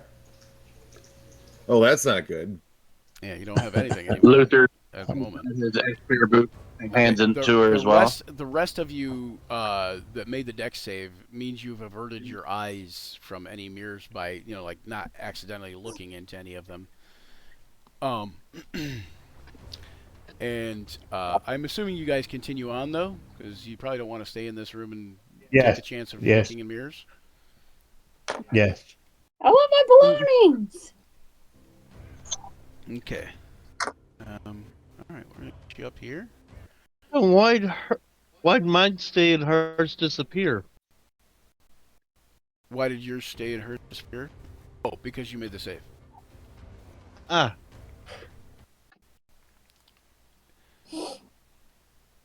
This dog's being sick. Yeah, you made the wisdom save. And the only reason that you actually didn't have to make the only reason that everybody else didn't have to make the wisdom save is because since you already saw that or whatever, I had you specifically said you went up to the mirror. I had everybody else make a dexterity save to see if they could kind of like avert their eyes or kind of close their eyes or like look down or whatever to look away from the mirror. So. Nope, I look at a mirror like a dum dum. Okay, so you guys move on ahead. I feel like Anatoly probably actively tries to avoid looking at mirrors to avoid drawing attention to them. Could be, yeah. Yeah, Anatoly might be used to it. I think Anatoly would have a reflection though as a Dhampir, but I'm not 100% positive of that. Man, I had a really good one for Luther too, man. Man, I wanted Luther to have that vision. Yeah, Luther, go back to the fountain, Luther. Go back to the fountain. Go back to the fountain room. Okay. Anyways. Oh, and Luther, what vision would Luther have had? I'm just saying. Yeah, I'm kind of curious. Okay, you guys want the spoiler vision? Yeah. yeah. Okay. All right. I'm okay with it. As you guys get into this room, I will tell you the spoiler vision. Okay. So Luther, you are swallowed by the sound of waves, slow and heavy like the breathing of something colossal. You stand on a black sand shore beneath the sky without stars. Out beyond the breakers, the vast ocean heaves, and the swells are not water alone. They are coils. Scales like obsidian mountains rise and sink again in each of the sides of the islands. Between the waves, the skeletal crown of Troyaster emerges. His empty sockets burning with corpse light, seawater cascading from his fanged jaw. On the shoreline stands pale night, her veil trailing through the surf. The fabric drinking the moonless water. The Dracolich bows his massive skull toward her, his voice rolling like the deep. The ocean keeps its secrets, pale mother. Her veil stirs, revealing a fleeting, impossible glimpse of what lies beneath. Tentacles made of shadow and bone, an eye that eclipses the horizon. Her reply drips into the air like ink in the water. And I will keep you until the tide is right. Behind her, the waves rise higher until you notice they're not waves at all, but the backs of countless shapes moving just beyond the surface, answering her call. The vision ends with the hiss of the tide retreating, though it feels like water leaving and more like something withdrew its breath. And that is what you did not see. And that is what you did not What about see. the mirror? What about the mirrors? That would have been even more funnier. The mirrors? What do you mean? The mirror. You did see the mirrors. I've got no clue. I in my bag of holding, I have a ceremonial dagger and blood red cloak. I'm gonna give that to Tharja. All right. Oh, thank you so much, Gavor. Peasant. Hey, you were there when my worst, and so well, So I'm giving give- you something at Give least. Anatoly his cloak back then. Close Yeah. that. Yeah.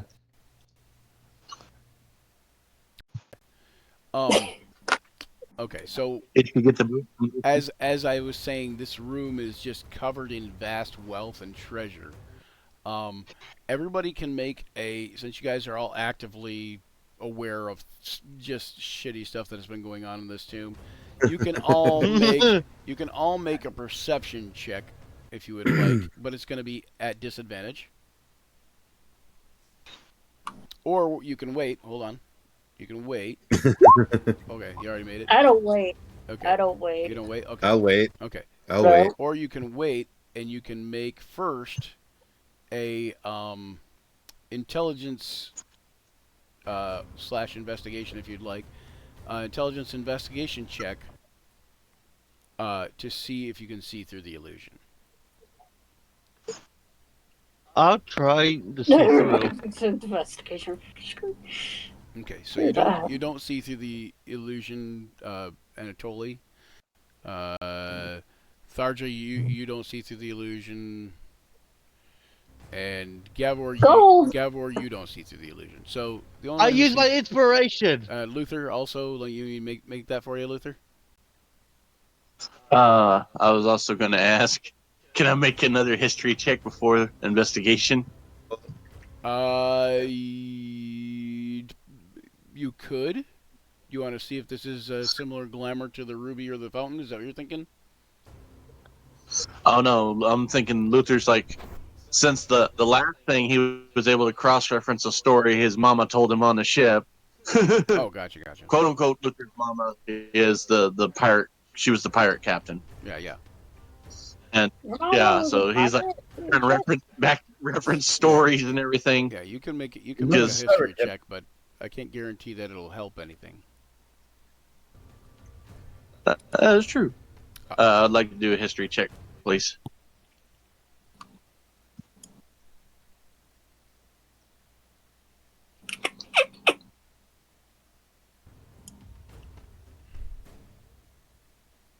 I forgot I got to ask you to do that for me too. Oh, okay. I'm sorry. All right, 1 second. I'm just putting the stealth. That's my fault. Stealth symbol on our stealthy person. It's not an advantage. History check is a fail. So intelligence, investigation is also a fail. You totally buy into the idea that this is a large chamber glimmering with the promise of wealth. Piles of gold coins everywhere. Just chests practically bursting with stuff. However, so Garnet, you did pass the investigation check. You know this is all an illusion. Would you tell anybody? Yeah, I'll try to tell them. Okay. But so now you all may make the intelligence check. Everybody else, or the perception check, I mean. Everybody else's is going to be at disadvantage. So Ashley's, yours was 5, so didn't get it. But you may make a perception check if you want, all at disadvantage.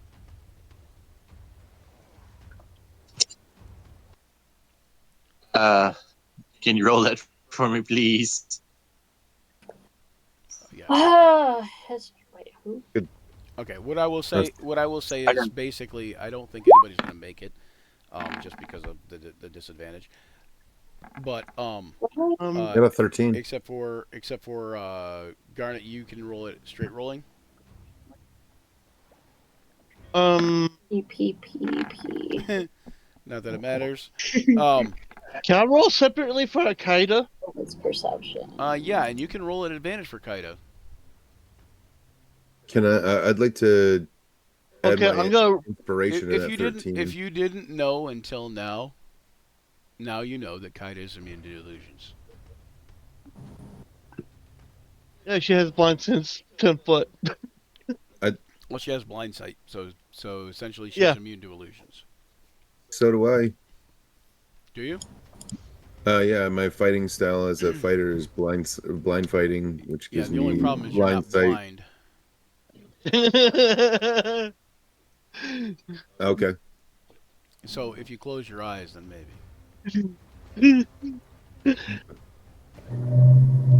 No, Kaida's immune to illusions because she's a pseudo dragon, but may not occur because I don't really need to blink. This is true. But no, I'd like to apply my inspiration to that 13. Okay. Yep. Hopefully that'll make a difference. All right. So you got a perception check at disadvantage. Garnet, you got a no. It's a 14. Okay. Okay. So that'll be. You can straight roll that perception check if you didn't roll it already. Oh, you already did roll it. So it'd be 17. So you still are unaware. You hear Garnet. Everybody hears Garnet say, "Hey, this is all an illusion. It's not real." You know, like that kind of thing. Well, what do you say, Garnet? I mean, what words do you use? What do I see? What is real? The sarcophagus, several chests that are empty, urns that look empty, likewise empty. The sarcophagus is open. Give me, what's that perception check? Is 17. You notice that there's several small holes in the wall. You see a couple of ball bearings, stray ball bearings here and there, like two or three. You know, like, Right. but like so. You're not sure. You also see there's grooves on the floor where something has been slid across the floor near the walls. I'll tell him. Then I'll say all of everything, all the gold is all illusion.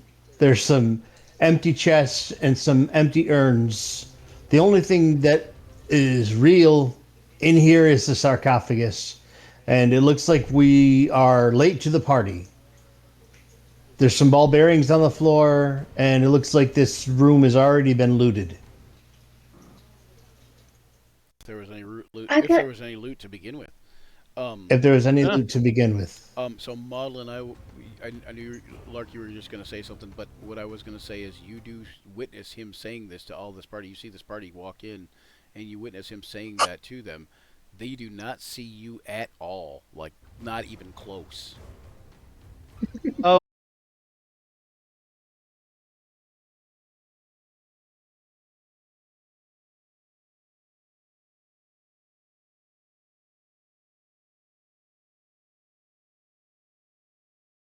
Poke his head out a little bit behind the sarcophagus, just to look at who's there. Okay. I will say, as you're looking up now, I realize for game terms, like in gameplay, like how we've been playing this session, it wouldn't exactly jibe up time wise, but I will say that you've been in here for a while, found this thing well before they come down the hall, and as you're looking up over the thing, you feel this. You feel this sense of power just run through you as you finish attuning to the piece of the rod, and you just like you feel this immense power. I'm just gonna go and add the rod to my inventory real quick. Would I be able to make an Arcana check to see if I can determine what kind of power it is? Yeah, it is the second piece of the rod. You wouldn't have to make a Arcana check because you're attuned to it. You would have had to do that before, but it is the second piece of the rod, and it will allow you to cast Arcane Gate, a 6th level conjuration spell. You create a linked teleportation portal that remains open for the duration. Choose 2 points on the ground that you can see, one within 10 feet of you and one within 500 feet of you. A circular portal 10 feet in diameter opens over each point. If the portal would open in the space occupied by a creature, the spell fails. Blah blah blah.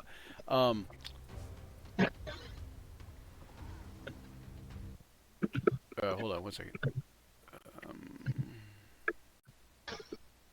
Yeah. So you have to be able to see the opposite point, but it basically it's like a dimension door, kind of. Only the difference is a dimension door is you only. An arcane gate would allow multiple people to go through. And dimension door is kind of random. An arcane gate is, I'm here, I want to go over there.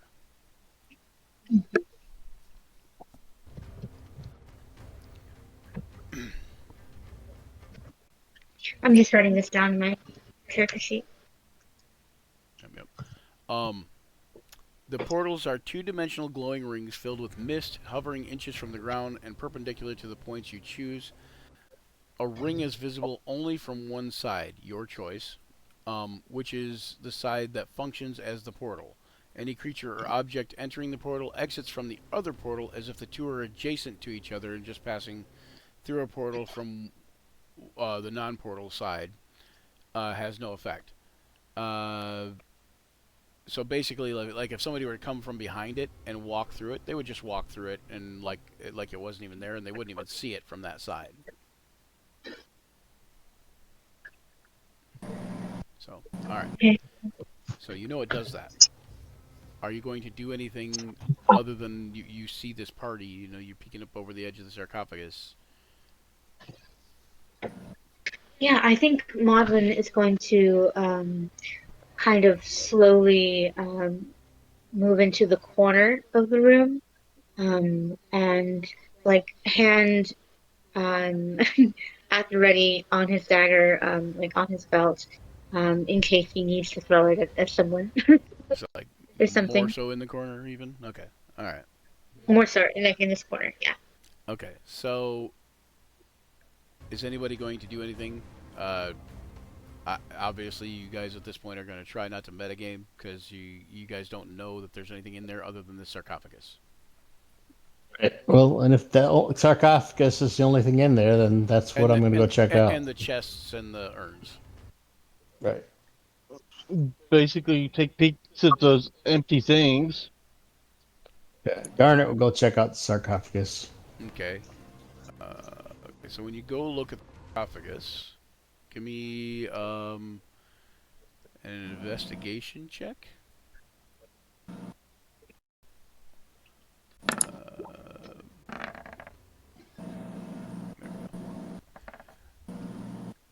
What was the investigation check total?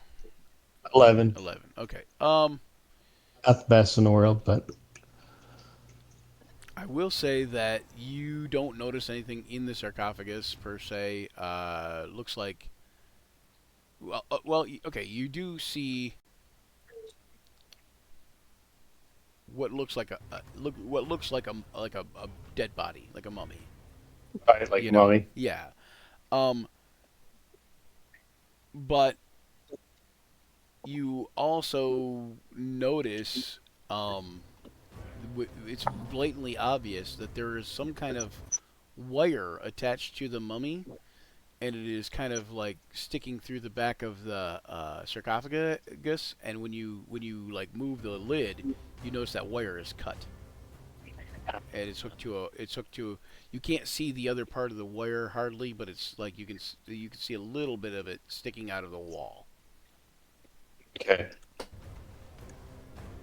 I'll say, yep, definitely someone here before us. This was trapped. The wire's been cut. And I will add that you probably all have heard stories of grave robbers and tomb robbers and such, and you figure that you guys are probably just not the first ones that have been here. Yeah, we just managed to get through what we've got through. You do see a door to the west and a archway to the south.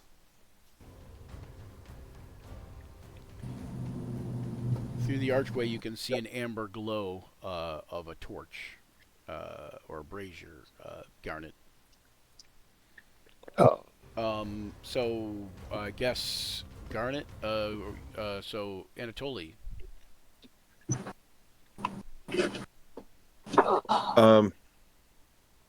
Honestly, after getting, if I remember correctly, I got hit by one of those blades.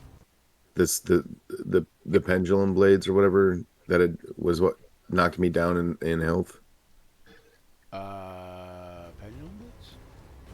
Well, in the room we all like, had to pass through to go after Tharja. You mean the crushing pillars? Yeah. Oh, crushing pillar. That's right. That's what they were. Yeah. So between that and then the room the where we like had the visions that knocked the wind out of me, I think Anatoly it would probably just find a spot like against the wall and try to gather himself because he's pretty badly hurt. Okay, Tharja's pretty beat up too, and she's now itemless. Not totally. Well, not totally. Well, she's got Totally. a dagger and some clothes, but I mean, I'm saying like I'm saying like she's missing all her items. So when you guys go and see Anatoly just kind of goes and slumps, sits on a chest and slumps against the wall kind of thing, and you hear the chest creak a little, the hollow echo of the chest creaking, denoting that it has nothing inside, kind of settles on all of you like, you know. And are you guys? I think it might be time for a Are you rest. guys all going to take a rest? Yes, we should definitely take at least a short rest, and I'm going to go around patching up people. Okay, you see that they're going to get ready, Maudlin. You see that they're getting ready for a short rest, kind of like unpacking, unwinding, sitting down, taking off some of their gear a little bit, like their backpacks and stuff, and setting them aside. Are you going to? Are you thinking you want to reveal yourself, or are you going to just sneak out of the room to the south, or back the way you came, or are you going to try to sneak out of the room to the west through the door? I was gonna try and I think I'll reveal myself at this point. Yeah. I think I'm going to the person closest to me is Garnet, right? Yes. Okay. I'm going to sneak behind the back of the sarcophagi. Sarcophagus is singular. And kind of peek my head up over the top of it, so all you see is golden eyes shining out in behind the sarcophagus. Okay. So do you have a hood on? Yes, but I can pull the hood down because the cloak of Elvenkind would make me harder to see. Okay. So you pull the hood down. You see this this dark-haired figure with bright golden eyes, like looking up at you, Garnet, from behind the sarcophagus. You can tell that this figure doesn't necessarily want to be seen, but you can tell also that they are kind of revealing themselves to you. Like they don't want to be seen by everybody, but they want to show themselves to you. And you are kind of like just looking away, and you're kind of getting ready to like just take a seat on the sarcophagus yourself, maybe, or Right. settle down for a rest. And Sebastian's probably crawled over by now, and kind of like crouched down on the floor, like on his haunches, kind of thing, and plopped down. Ka-chink. Why does Sebastian look tilted? He is. The token looks tilted. He is. It is tilted. He's looking. Oh, there. It's Okay. tilted the other way. Okay. I was worried I was imagining things. We're in You didn't know that you could do that? Here, Upside down. here we go. Ooh, look at that. Anyway. I'll say,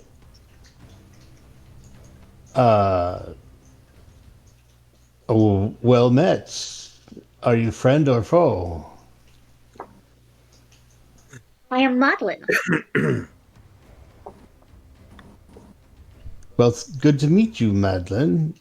I am Garnet, and this is my bear, Sebastian. Okay. I look over at the bear. Oh my God, he's a bear. Anatoly, even though I thought it was a cat this whole time. Anatoly, even though you're kind of groggy and just like exhausted and whatever, give me a wisdom or insight check. Okay. I'm rolling great today. You're pretty sure that Garnet has lost his fucking cookie, and he's over there talking to himself. It's like, like you're thinking the whole day has been hard on all of you.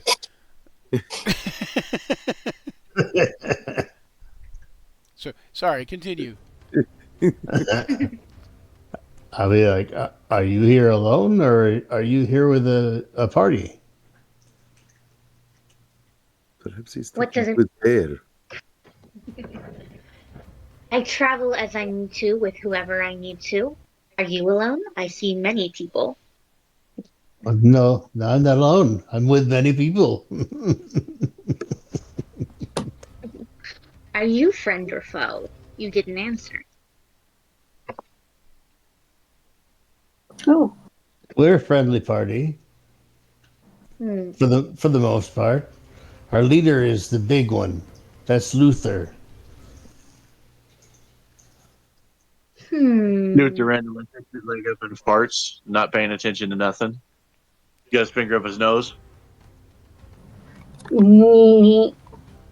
ow. He's What? not very. He's not very smart sometimes, but he's he's our leader. Hmm. What brings you here? What do you seek? Do you guys remember what you seek? No. So this is the tomb of Ankh-Hotep. I will say Maudlin might not even know that this is the tomb of Ankh-Hotep, but just knew you were given a map and the location of the tomb and so on and so forth. This is the tomb Yeah, of we're supposed to be. Ankh-Hotep, and you are supposed to prevent him from being awakened. Yes. However, Right, the linchpin of what may have kept him from being awakened has been sucked into the nine hells, so to speak. I was to say, we lost track of the one thing that could have woken him up. Yes. Or This is could have kept him the asleep, depending. tomb of Ankh-Hotep. We have been sent here to keep him sleeping, so to speak. You would disturb the dead. You would No, no, dishonor their corpse. no. We have been sent here to keep him asleep, to not let him reawaken. I see. Yeah, he didn't say to awaken it. He wants to keep it asleep. Mm-hmm. Anatoly looks at Gavor and leans over and says, does that one often talk to himself? I know I'm new here, but that seems a bit unusual. You're muted. Who's muted? Oh, James. Yeah. Oh, he's not muted on his thing. It must be on his. Yeah, there you go. Okay, is this better? Yep. Yep. I don't know how the hell that happened. Cat. Explain the cat.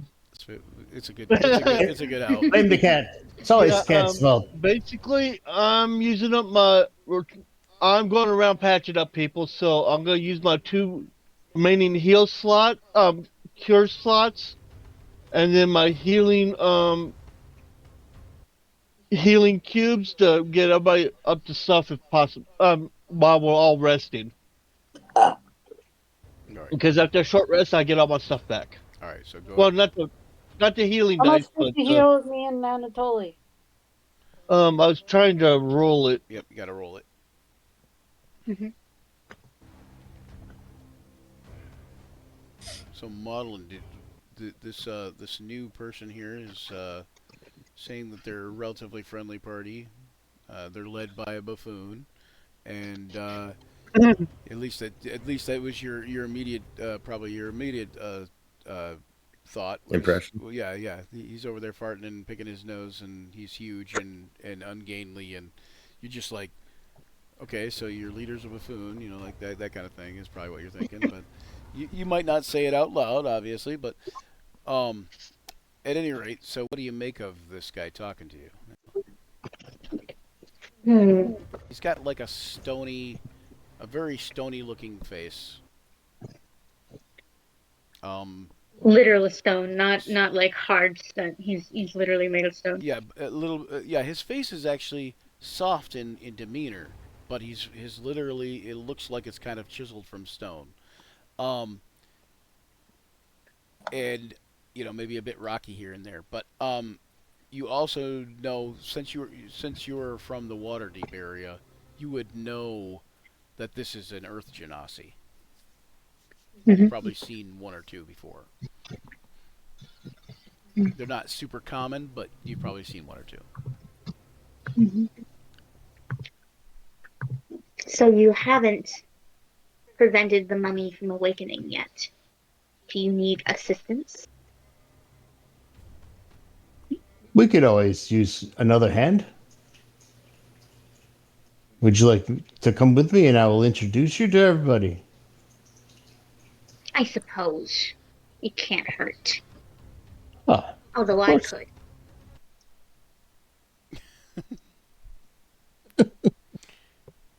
So who's that? That 28 is on Anatoly, And then Yeah, the first 26. or 20? What? Yeah, the 26 on it, Charlie. How's it 26? 17 and 11 is. Oh, okay. 17 and 9 is the first one. Yeah, well, I was saying the 28, so The part. that would be the second one. But yes, okay. So, regardless, you put it on who you want it on. On the first one, the second one I did on Tharger. The first one I did on Anatoly because it looks like he's just as bad. Yeah, he's actually probably worse off, but yes. But I can That's also. okay. He wants to be healed less. He just told me by saying, "Well, it's only 27 or 26 or whatever." Oh, you said who's the 26, 28 on? Yeah. Anatoly, and I said no, the 26 is. Oh, because you knew that? Because you read James's mind? Yeah. Okay, awesome. Yeah, because he said maybe, first or maybe you Anatoly, could then keep your mouth Tharja. shut and you'd get healed for 28. You know I can't That's do okay. that. I mean, that's fine. You get healed for 26. I don't mind. I got healed by the 9, and You got- yeah, Anatoly got healed. No, you got healed by the 28. So you got 28 total back. I had 29 back. What? What? And it's 11 you- plus How many 17 hit about points is did you just 28. have? How many hit points did you just have, Tharja? I don't remember. Okay, so you are at 29 now. You cannot possibly be at 29 now because you healed at least 26. So I did the +9. there is no +9. There's +26 Okay. or there's +28. So because you did higher So level you did 9, casting. so add another 17. to be full health. Okay, then you'll be at full Good. health. That's what the idea Yeah. was. Give me a moment. I'll just do this. Okay, and then I'm using dice to Anatoly, heal you're gonna people heal all the way 26. up. She would heal There. 28, which would put her at full, and you'll heal 26, which will put you at whatever it puts you at. All right, Oh, how some close, of how those close to rolls full are suck. you, Brandon? I needed 11 more. Okay, now Oh. you can also, if you wanted to, James, you said were you gonna use some of your healing pool, or Oh, yep, or, I'm using. or wait, you don't have to use your healing pool. Keep in mind you're taking a short rest. You could all roll hit dice if you wanted to. Oh, that's true. Would you like to roll a hit So- die or two? Yeah, Yeah, instead y'all of roll you only using dice to extra save the healing right now, healing ones. Sorry, what was that, Brandon? I was saying, yeah, because we're taking a short rest instead of using these this healing pool that you have. Yeah, because you want to save We- that if you can. Right. Yes. That's something you want to save for combat if we get into combat, you know. Yeah, but my spells I get replenished at short rest. So go ahead and re-roll your, or go ahead and roll whatever hit die you want to, or however many hit dice you want to, Brandon. Okay. Okay. And okay, that's full. That'll be it full. Okay. All right. And then okay, yeah. So Garnet, I'm going to leave it to you to introduce everyone to this new companion that you've seen. I will do that. Oh no. Oh dear. Come on, let's go over here. Wow, let's get over here. Come on. Hey, everybody, I met somebody new.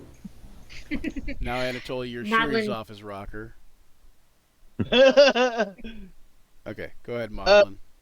Hey, everybody, this is Maudlin. This is Anatoly. He's our Dampier. Vampire. All right. And this is That's short for damn vampire. Gavor. This is Tharja. She's naked pretty much because she looked inside this mirror and her reflection took everything. She's got clothes on now. Oh, he yeah, has clothes and a weapon. Gee. pretty much, I said. I'll remember that, Garnet. Well, you're the one that looked in the mirror and let her reflection take everything. It was Use an the club. accident. All right. I'm also the one who took the jewel and ran away. And then Maudlin was going to say something, so go ahead. Go ahead, Lark. Such a pleasure to meet you all. Madeline the Goblin at your service. There's a And, certain poetry to it. And this is Luther. He's our leader. He's the dumb one. Luther says hi in Goblin. Oh, Why would you say hi in Goblin? Because she's a goblin. Luther. Yeah, Oh. Luther speaks Common, Goblin, and Orc. Reason why Luther It's like, speaks. why would you say the Goblin. words hi in Goblin? That doesn't. pleasure to meet you. So lovely to meet someone who speaks my language. Luther's all excited, like he's made a new friend. He's like, new friend? And next, I like to meet new friends. Oh boy. Does he say that out Um, loud, or is that just internal monologue? Luther said speaking aloud. Oh, I don't think he has an internal monologue. Monologue. Luther's external monologue is his internal monologue.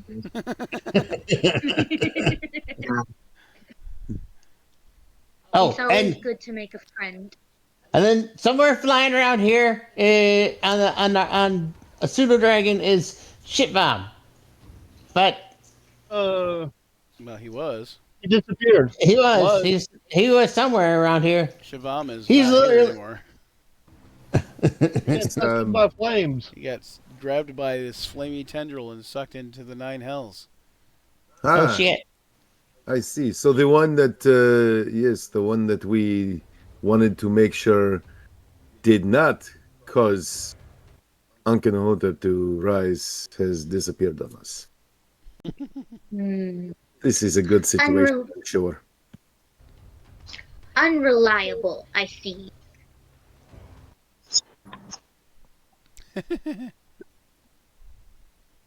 It's possible. It is.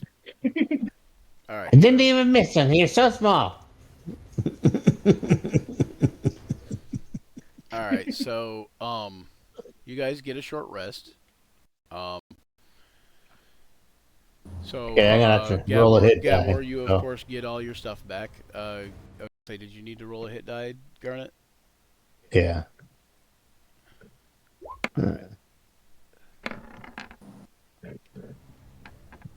Better get me. Oh, almost there. I'm gonna move Madeline closer to everybody. That's You, all right. you hear, Sebastian, gears whirring quietly. Excited to meet Maudlin at first, but now is kind of settled down into a almost powered down mode, and is kind of like you can hear the soft whirring of gears. Like just as he's sawing logs, so to speak. But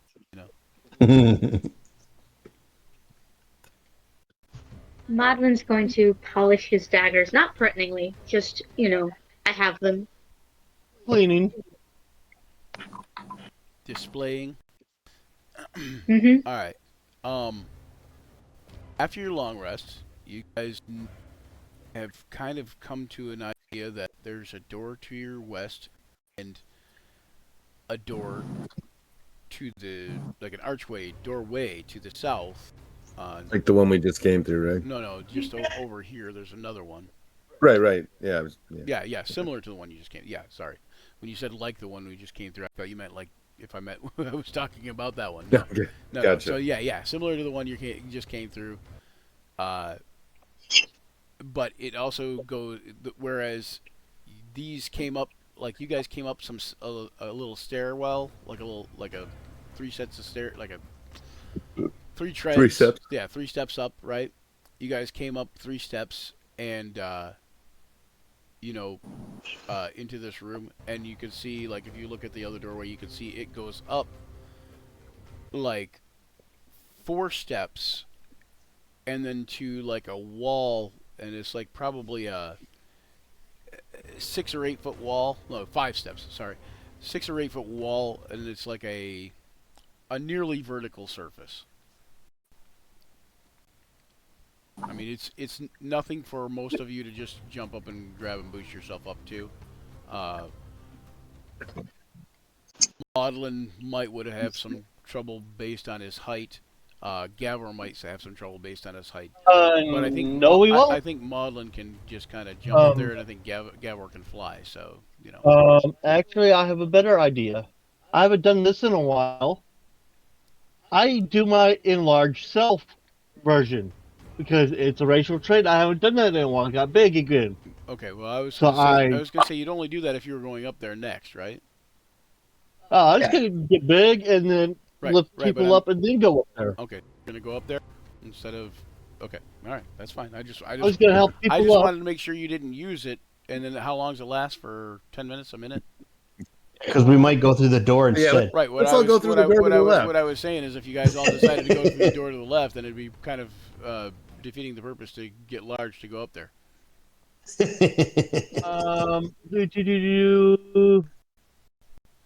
think it's a minute. Yeah, it's about a minute. Okay. It's not very long. Okay. So the question is do you guys want to go to the door to the left, or do you guys want to do that and go to the south? Go through the door. So I would not need to get big then. Right. You might not yet. Not yet. And it wouldn't. In your big form, you also, like, everybody would have to kind of squeeze past you if you were in the hallway. Yeah. Or would not be a bad idea to maybe just at least open the door, see where it leads. I'm not opposed to it.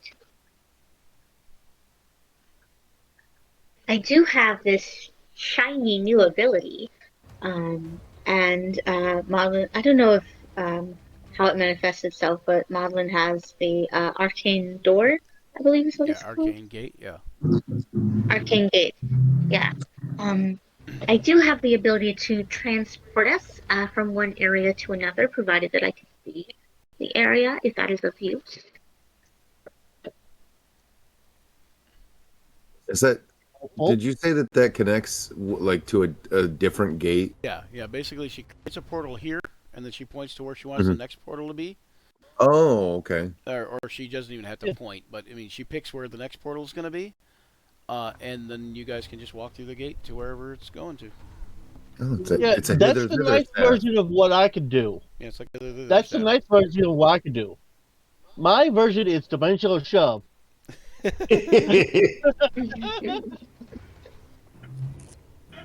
Hers is the dimensional polite invitation.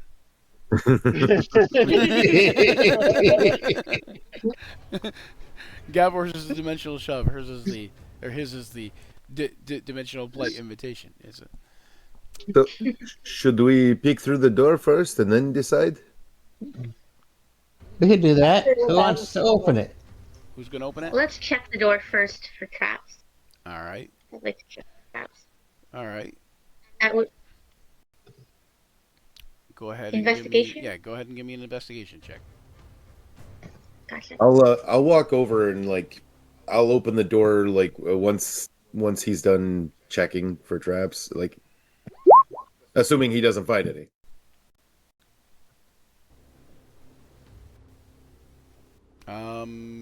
He does not find any. Mm-hmm. His rolls are not appearing on our chat. No. They go directly to Brett. Oh, okay, yeah. So you can switch that if you want to the it should be public. That's what it is. Public. That's the word I was looking for. Oh. If you would like. Yep. Yeah. There we go. All right. So you don't see any traps, and then was it Garnet that said something, or Anatoly? Anatoly said. I did. What'd you say? That he would open the door. I would go over to the door and assuming that he doesn't find any traps, I'll open the door. Okay. Very kind of slowly, so we can. He did not find any traps. Maybe I like the the rolls all rolls to GM better, because then that way it's less likely for you to metagame. But does not find any traps because he rolled a 9. So so you would definitely think there's no traps there. But when you open it, surprise, there actually is still no traps. I had a feeling based on how the rest of this place has been. Yeah, there's actually no trap. but Okay. But that would be funny if they were. surprise, there's no trap. Still. You didn't find Got trap. me. Cody You got rolled me. a But I 9. like that. I like doing like investigation checks like that. It might be a good idea to do those private, because in that way you guys are less like, oh, there's no traps there, or if you'd have seen the 9, you'd have been like, oh well, I got to be cautious still, you know. Like But then again, we never know what the DC is. That's true, but you know, That's you true. know it's going to be at least probably 10 if there's a trap. 10 to 15, one of the two. Nah, I mean 10 and higher. There's a- Generally speaking, if it's 10 or higher, unless it's a trap placed by goblins who are not maudlin, you know, like a Yeah, lot of goblins. and the not goblins. A lot of goblins are not going to be able to place a trap as good. They can be a little bit haphazard. Actually, they could if they were focused, because they're really dexterous. So, seeing that it's just a short hallway that leads to a longer, like a T intersection. Yeah, it does. Yep. Like I'd want to move cautiously, just to the end to get to peek both ways. Okay, yeah, and you can see an ember glow coming from what appears to be a torch. And as you get there, where you're at now, you should be able to see the torch. The southern end of the southern end of the hallway looks like a door. When you get there, the southern end of the hallway looks like a door, but you can see it is actually basically an ornate door, but it has been broken and cracked, and so it's not actually a door. You can tell it's not actually a door. It's just carved to look like a door. Like a bas relief or whatever. Yeah, it's carved to look like a bas relief, like some of the other ornate doors in the place, but it is broken. You know, the thing, so you know it's not a door. You can see the wall behind it. Okay. Then I'd go back and let everyone And then know. to the north, you can see the tunnel. The thing turns to the left. Right. I'll describe it to everyone. Okay, so back in there was another thing that was to the north. It turns to the west, so it's a further hallway.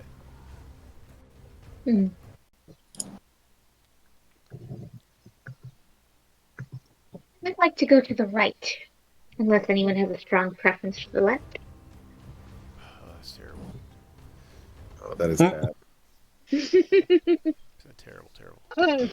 Oh. Marlon's gonna hear that and give a little cackle. All right, so what was that modeling? You want to go south? Is that what you said, or no? Yes, to the right. Also. Oh, sorry, I'm pointing it with my fingers. Let me see what I can. There? Yes, that way. Actually, I'm thinking what I'll probably do is I'm gonna get on the back of Sebastian and have Kaida up with our sneaky sneak, Okay. and I'll just do my position of watching. All right. If it's okay with Lark. Mm-hmm. So you'll have you'll have Kaida there, and you're able to speak to me if you want, because I can speak to Kaida. But yeah, So basically you're you got sending, some. So you're sending Kaida with Maudlin. Yes, to help. Okay. Yes. You see this pseudo dragon fly over towards you, and it looks like huffs like sets out this puff of air, and then it you can see it perk up, and it almost smiles, and it just kind of like goes over and settles on your shoulder, Maudlin. Oh. I'm going to It seems to do a like little you a wave. lot. It seems to like you a lot. Very nice. Yeah, I'm going to do a little wave at the pseudo dragon. And can I give it a little scratch at the top of the head? Sure, yeah. And, Yep. and it kind of I never. when you do the wave, it kind of takes its claw and kind of just waves back at you. Very intelligent and speaks telepathically Ooh, by images and stuff. So, yeah. nice. Eh. Brian just read that. That's where we end the session today, guys. No?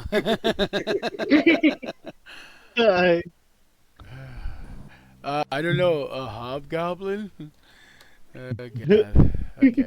So he's an a-hobbin. A hoblin? A hoblin? Hoblin. A hoblin? A hoblin goblin? A hoblin goblin. Oh my God. Right. I'd like to move towards if I don't know what our marching order is as we move So through. right now it's just But yeah, you can kind of it's free movement kind of thing. You know, you're not in combat or anything, but mhm. and- I'd Right. like to move towards the back. Okay. Actually. Okay. All right. So you guys want to go south now, or are you guys gonna go through South. the other doorway? Okay. All right. So south. Well, okay. So there's two ways we can have Gavor. He can you know Get big. yeah, he can get big. Or he can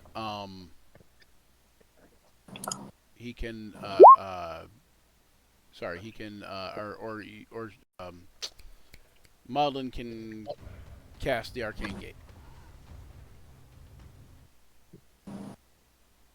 I'd be happy to cast Arcane Gate if that's what everyone prefers. How often can you do that? I'm not sure. Okay, I'm thinking that could be saved as an emergency getaway. I'll go big. So, you have well here. Basically, I just double in size, and yeah. Okay, so you can use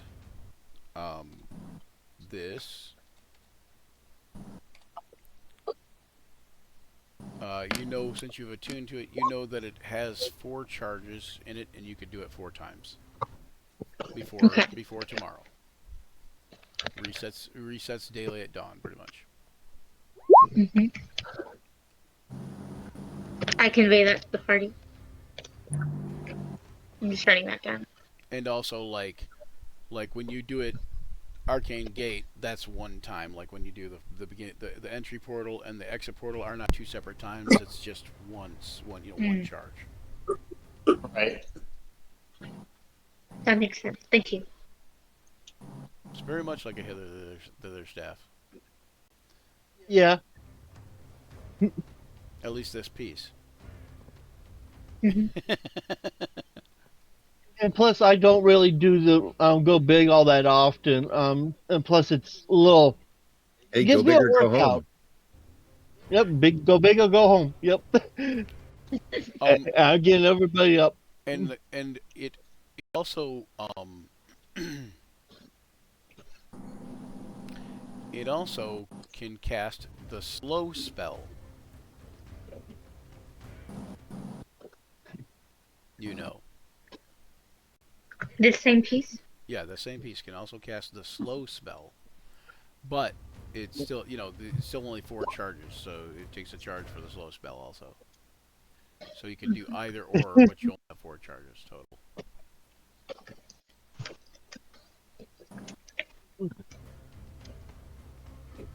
Thank you. I'm writing that down. And it'll gain. Of course, we'll be gobbling it up. and it'll essentially gain 1d4 charges at dawn, with a minimum of 1.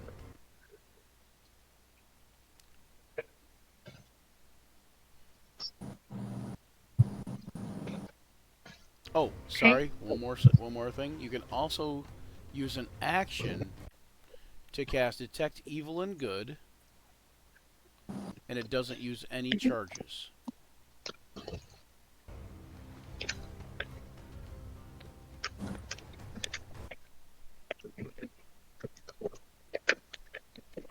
Gotcha. Thank you. Yep. Oh my god. What the hell, dude? Stop with these goblin jokes. Oh my goodness. Oh my goodness. All right. Get us up there. Okay, so you guys gonna gate up to the top there? Yeah. That's what we're doing. Okay, so I'm gonna put Maudlin over so in line of sight here. Okay, so now you can see straight up into there. Ping a spot on there that you want to gate to. Well, I think it was Gavor who was saying to save it since I only have 4 charges, so I'm gonna save it and let. Okay. All right. Is it 4 per day or 4 period? It's 4 per day. 4 per day. 4 per day. 4 per day. Yeah. Oh, you don't need to say that. Okay, so Well, Gavor's gonna get big and get big and have everybody toss everybody up there that wants to be tossed. Yeah. Don't toss me. Don't toss the bear. Nope. Toss the I bear. sit up there. I Set him. there Set him up there nicely. Does I believe I'll just fly I up. believe Sebastian has a climbing speed, right? I have And, to look. and I know Maudlin has a climbing speed. Mm-hmm. At least you should, right? Do you have second story work already? No, I don't have. Oh, you don't have that yet. Okay. Because you might not be is that the thief only that gets that, or is that just? I think it's. I think that's the thief thief. specific. Okay. That gets second story. Gotcha. Mhm. All right. So. And no, Sebastian does not get a climbing speed. Okay. So Sebastian up first. Yeah. Garnet second. Yeah, and he could climb if he wants, if he needs to. So, Garnet, but as there is a pit of spikes in front of the Sphinx. I will say, watch out for the spikes. It's Don't okay. under spikes. Watch out for that tree. Anatoly, you would be third. Yeah, look, I'll fly up there. Tharja, you'd be fourth. Yeah. You're gonna try to fly up, Anatoly. Yeah, although I do have to ask. I think it says something about. I have to check my character sheet real quick. I think I have to be doing it My toe, my fucking toe. dim light or darkness. For what? The Cloak of the Bat? Yeah, I lose the flying speed. So like when I get to the top, and there's that torch or that fire right there, I'd have to like grab the ledge and pull myself up. Okay. Probably. Or I land. could just lift you up and help you up So- there. Hang on. While wearing the cloak, you have advantage on stealth checks in the area of dim light or darkness. Advantage on stealth checks, sorry. In an area of dim light or darkness, you can grip the edges of the cloak and with both hands use it to fly at a speed of 40 feet. So yeah. If you ever fail to grip the cloak's edges while flying in this way, or if you're no longer in dim light or darkness, you lose the flying speed. So yeah, I guess the So question is, Once you get up into the thing, is it dark enough? Is that what you're asking? yeah, because there's looks like there's a fire right there. Probably not. It's probably never dark enough. Oh, okay, well then yeah, I guess I have to let him give me a hand. Okay. I know it's rough. It's hard. All right. So put you up there. Wait, what? Where- Right out of the Out of spikes. the spikes. How about over here? Well, because you went on the spikes because you were moving yourself while I was moving you. But sure. I'll go on a spot. All right. Tharja's got a death wish, or she's just into pain. All right. Luther, you gonna go next? No, I got a death wish. Or Maudlin, you gonna go next? I can go next. Okay, Maudlin. Put you up here. Would You can move yourself to wherever you want. It was open, close, Mhm. open, close, open. Sorry. And then Luther, you're gonna go last. How's Luther gonna go up there?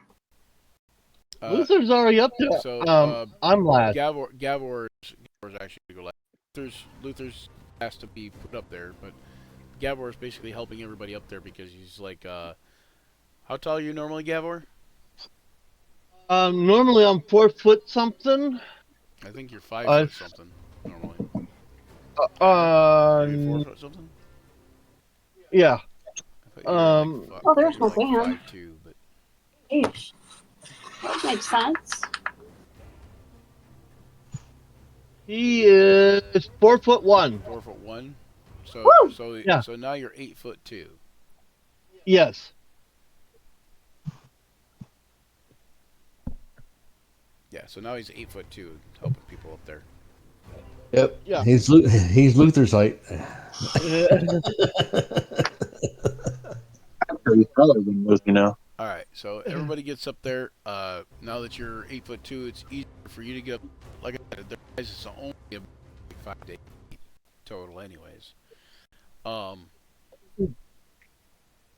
right, and you guys are up there in the room with the Sphinx. Does Sphinx come The alive? Sphinx is a dimly lit chamber with so up in here you could fly if you wanted to, Anatoly. The braziers are you know, they're lit, but they're relatively dim light. The magical torches reveal a tall, imposing figure of a jackal-headed statue. So essentially, like the Sphinx has like Anubis's face, Anubis's head. Anubis, the god of death, carved from dark stone, it stands upon the raised platform, in one hand gripping a golden scepter, the other raised toward the ceiling in a solemn gesture. Okay, so apparently it's not a Sphinx at all. It's supposed to be a statue, but anyway. Yeah. So, the eyes of the statue glint in the torchlight, almost as if alive, and hieroglyphics along the wall seem to hum faintly with energy. Suddenly, a deep rumbling echoes through the room as the statue begins to shift, dust falling from its limbs. Its eyes flare red. It steps down from its pedestal, advancing towards you with a menacing glare. Well, hello, bud. And we're going to take a break. We're almost Okay. done. We're going to wrap up. We're going to go to BRB real quick, and then you guys can use the bathroom or whatever we need to do for the break, and we'll be right back. Yep. All right. Yep.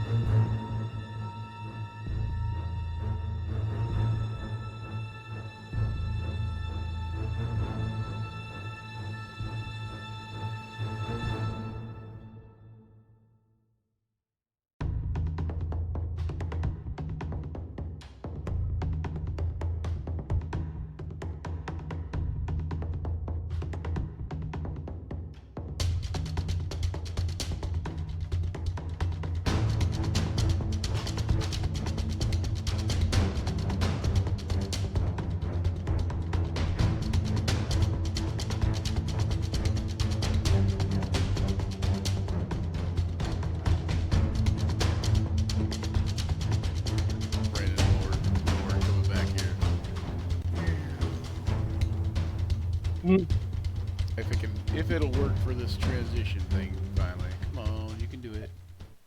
I shall be There right we back. go. Oh no, so now you're gonna go AFK too. Awesome. All right. Well, my partner just got home. All right, go ahead. Brandon's AFK Be right back. anyway, so Yeah. the rest of you, if you would like, Yes? may roll initiative. But hold on one second. Let me clear the turn order. Cracker, yeah. So in order to roll initiative, I don't know if you ever used Roll20 before, Lark. You're gonna click on your token, and then on your sheet hit the initiative button at the top middle. It'll Gotcha. just click where it says initiative. Yep. But click on your token first, and then go ahead and everybody roll initiative. You got it.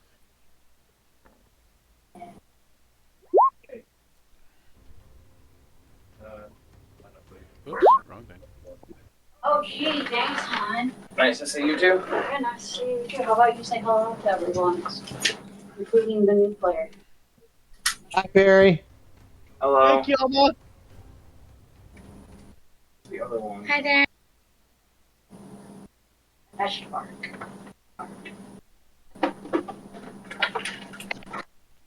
I got my good normal roll. Yeah, I got my 9.6, 9.16. Woohoo! What's this for? Initiative? Initiative, What did I do? yeah. Initiative, yeah. I will also say for Lark, your character Maudlin would know Yay! that the Anubis here, like you see this Anubis face, it is the face of a long forgotten dead god. Hasn't been talked about in at least 100 years or more. So something to just general knowledge that you would probably know. I know Aslaric. I know a little bit about Egyptian mythology, but not that much. So Yeah, it's so good it would be in this case the Forgotten Realms version of that mythology it's the same god as the Egyptian mythology, the god of death, but that god has been killed. So that god is a dead god, but death for gods is sometimes a little bit different. Sometimes it's permanent, sometimes not so much. In this case, he is basically the undead god of death, and he guards the city of the dead gods now. Oh, Brandon's back. There's Brandon. Sorry about that. Had a couple phone calls I had to make. Alright. Oh, good. No worries. Roll initiative. Initiative. Cook food soon. Okay. Oh, gosh.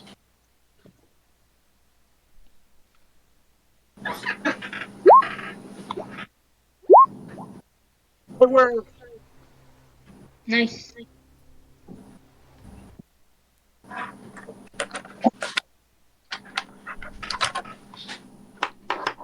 Have we already started? Not yet. You're rolling initiative. Okay. I just didn't know if someone had already gone, I would have just used my alert feat to trade initiatives with them. Well, you do that. Click on You would do that at token. initiative time anyway. So.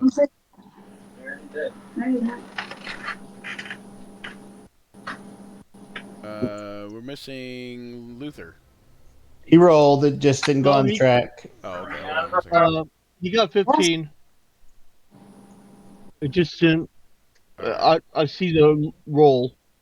Yeah. You just gotta remember to click on your token first. Oh, That's okay. Luther's having issues today, so. And Luther's dex is 14. 14. Yep. So he rolled what? A He 15. rolled a 15. So 15.14. There we go. And you roll for this guy here. What guy? The bad guy. Yeah, the This guy. Hello. Oh shit. sizable. Ooh. So is he? He was like a big statue. Yeah. Does he still look like a statue, or did he change from stone, or is he still like? He still looks like stone looking. Ooh. Everybody must get stoned. And he got No, a thank you. 12. So let's see. Sort you guys out a little bit there. Looks like Anatoly, you are going to go first. Maudlin You second. feeling froggy? Did you still want to trade with someone, Anatoly, or not yet? They're not sure. No, I'm fine with going first. Okay. And there are two versions of alert because we're doing a hybridization. So you can have the alert that allows you to go. Does it give you advantage on? No, on initiative, right, or no? There's the one that I have. I think. Gives you. Hold on, The initial one gave you +5, right? Or is this one the one that gave you +5? The initial one. The initial one gave you +5, and this one gives you advantage on initiatives. Oh no, you had the proficiency bonus to your my proficiency bonus is added to. Okay. Yeah. Yeah. Okay. And then you can swap your initiative with somebody if you wanted to. And okay. Right. You're saying no, you're going? Yeah, I'll go ahead and go. Does this? You said this thing looks. It's like looking at us menacingly. Is it moving at us aggressively? Yeah, it's moving to attack. Yep. Okay. Then I will.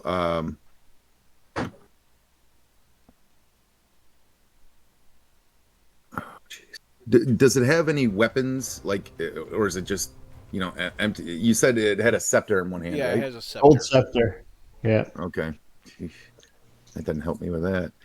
So I will. I'm gonna go ahead and move. And try and avoid these spikes. Like stand right here. I don't know if I can't remember if we're using flanking or not. We are. Yes. And we use flanking. Don't know if you remember, but you remember flanking is also expanded flanking. So for Luther, let's say, well, for you, hang on, it's snapping. I don't want it to snap. Okay, so for you, it would be Luther would be flanking, and then this square, and then this square would be flanking. Okay, cool. Gavor is almost flanking with you too. So, I am seeming like a one-trick pony these days. So far with this character, but if it works, it works. I'm going to go ahead and I have advantage when flanking. I'm going to cast Dark Maw, which allows me to make a melee bite attack. I grow like these thick, shadowy fangs from my mouth, and I'm gonna bite this big stone guy because it's magic. And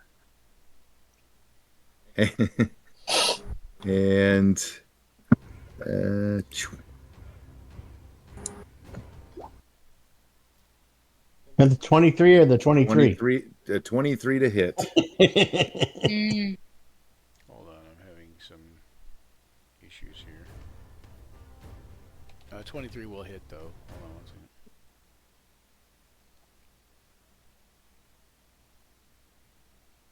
second. Okay. Do you want me to wait to roll damage? No, go ahead. Okay. For some Now, reason, because it's this just not. Oh, it's because it's under. Okay, that's fine. So because this thing is a big stone statue, I'm pretty sure that means it doesn't qualify as humanoid. So that's just going to be this 17 necrotic damage.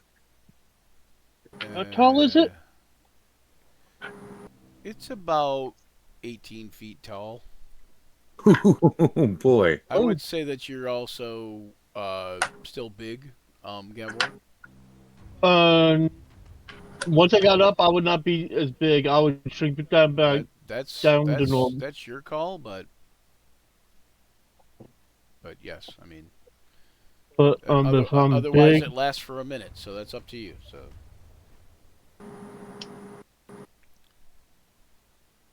no, I would not want to be big. Okay. All right, so. Oh, that takes an action. Okay.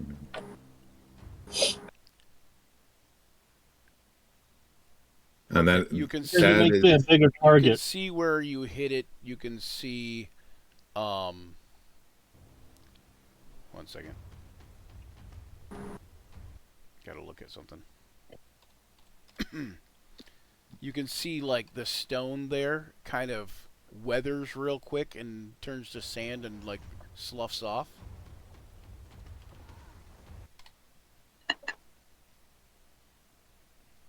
Feel I like I said, I'm pretty sure I don't get the temporary hit points because he's not considered humanoid. Yeah, right. Yeah, that's true. And I probably taste sand in my mouth. It tastes a little rocky. That's gonna be little chalky and gritty. It's not your favorite taste. All right, so that's it for Anatoly. Okay, so then one second.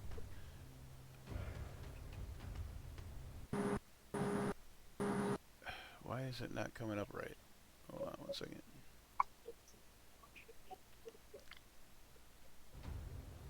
Yeah, that's weird. I'll have to fix that later. All right, so then Maudlin. I'd like to make an attack roll, and I'd like to use sneak attack if that's available at this point. Sure, yeah, you got plenty of people around him within 5 feet of him. Okay. I'm just going to put sneak attack into there, and that's an extra 3d6, and I'm going to attack with my rapier. Okay, so you're going to get up within fighting distance. Okay. 4d6 actually. 46. Yeah. 15 plus 6, 15, 16, 17 to hit. So that's with Bless, so 14 doesn't hit. So you'd have to uncheck Bless.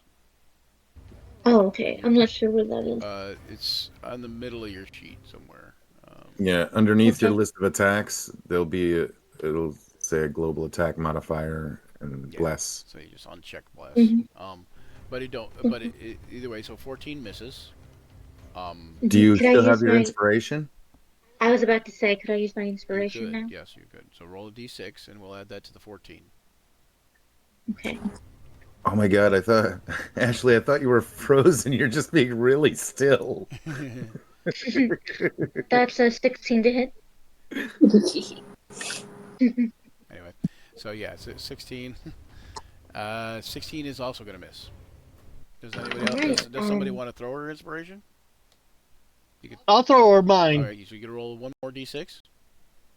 Eventually, see, this is why it's better to do the d6s sometimes, because eventually you're going to hit. And it's still a miss. Does anybody else want to throw her inspiration? If they do, it's an auto hit. You got this, new guy. She can have mine. All right, so that's an auto hit. Yeah. All right, so go ahead and roll damage by clicking on where it says rapier in the chat log. Gotcha. Oh, in the chat log? See, this is why I like doing it better than the d20s in a way, because a lot of times you could roll like too low on every d20. All right, 13 is piercing, and then 4d6 for your roll. On your sheet, it should say sneak attack down by the bless, kind of underneath the bless, I think. Oh man, you can click on that. Normally you can check it as a box too, and so it'll just roll sneak attack whenever you do the thing. But go ahead and just click on. Okay, that didn't do what I thought it was going to do. It should be not. That's at the right, like where your bless is listed. Okay, I'm looking for that. Oh, there it is. Okay. Yeah, so just click on the word sneak attack there, or sneak, or whatever it says.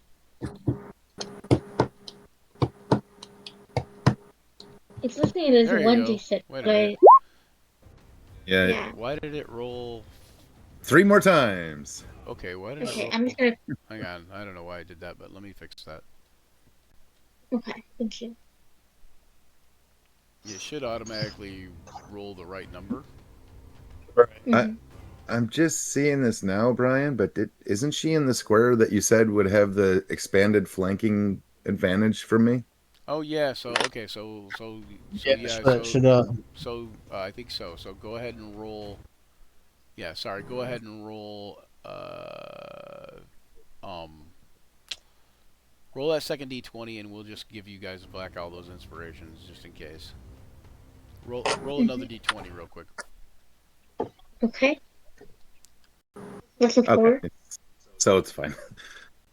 Okay, so yeah, so never mind. You keep the inspirations. All right, hold on.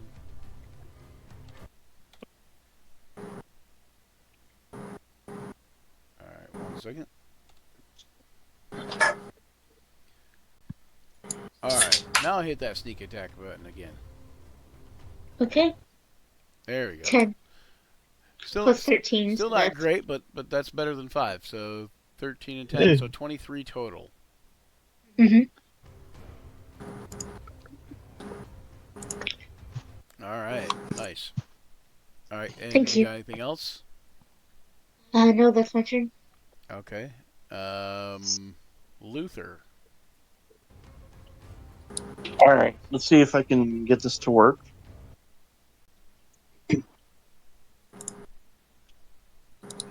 Luther's gonna rage. That's gonna.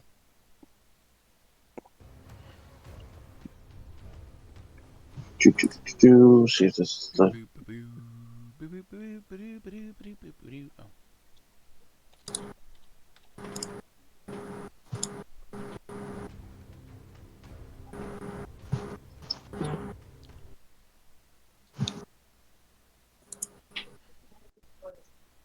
All right. Luther's gonna, because he rages, does the whole storm or a sea roar thing.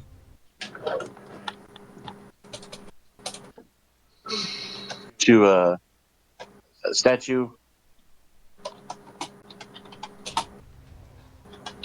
Okay. It is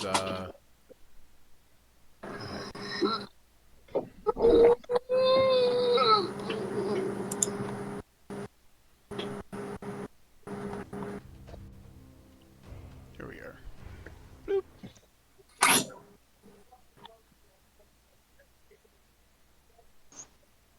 How do we do this? I can't see my character. I'm in danger. Eyes. Okay, Luther, it's a deck save. What's the DC on that again, do you know? Yeah. I don't think it matters. Okay, let's see. It is a DC is the DC is 8 plus your proficiency plus your strength modifier. So 8 plus 5, right? Is your strength plus 5 or no? His modifier is 7. No, it's 4. I'm sorry. It's 4. I'm looking at the wrong. Yeah. So set. so 8 Yeah. plus 4 is 12 plus your proficiency. Everybody's proficiency is what, 3 at this point, or 4? 3. Mine 3. Yeah. So 3. So then 15. So yeah, it may. So it doesn't take the lightning damage from your storm aura, but go ahead. You are raging. Go ahead and attack. It takes it. Oh, does it? Is it lightning damage resistant? No, it just doesn't get hit. It's a deck save. The target must make a dex save. Target takes 1d6 lightning damage on the failed save. Oh, or half as much. Okay, so it does take some damage. So you go ahead and roll a d6 and see. It should take something. Right. I thought it was a save or suck type of thing. Yeah, that's cool. Mm.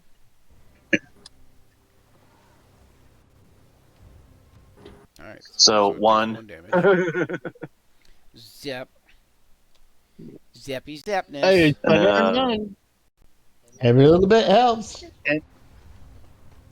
I don't trust the app to do Luther's um axe damage correctly because it's not showing up or listing on my end. Could you do the demonic great axe for me, please?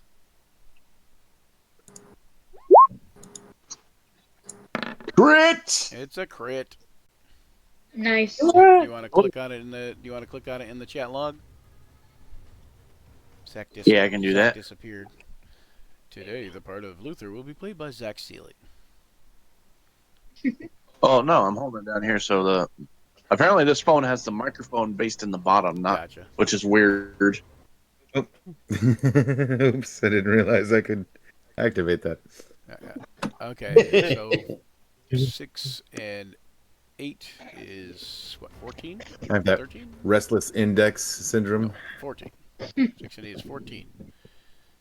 No, so 6 and 18, so 24. Oh. D20 or 100.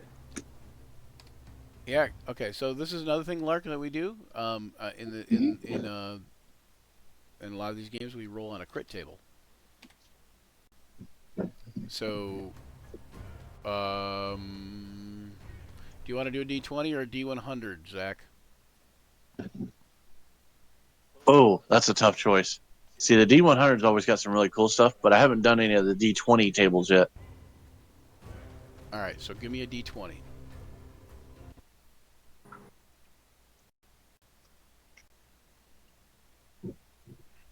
$19. Yes. Ooh. Nice. 19. And what is that? That's axe, so it's slashing. Axe. Yep. Slashing. Excellent question. Axe him. You had to axe him something. Dissected. Deal twice the maximum result of your damage dice and roll on the major injury chart. So we're gonna ignore your rolls, and you're gonna deal twice the maximum result of your damage dice. So you're rolling. Why does it say? Okay, first of all, your damage is wrong yet again. Yeah. Because you're rolling your strength. Yeah. Rolling 1 plus your strength bonus. Okay, so yeah, that's not right. So rolling 2d6 fire, 2d6, and then 2d6 from the great axe. So, excuse me. So 4d6 total. So 4 times 6 is 24, right? 4 times 6 is 24. Yep. And then your strength bonus is 4. And the axe is +1. Yep. So Yeah, I believe the axe is +1. So 5 then. So why is it? Yeah. So 5 and 24. So 29 damage. And you're gonna make another D20 roll.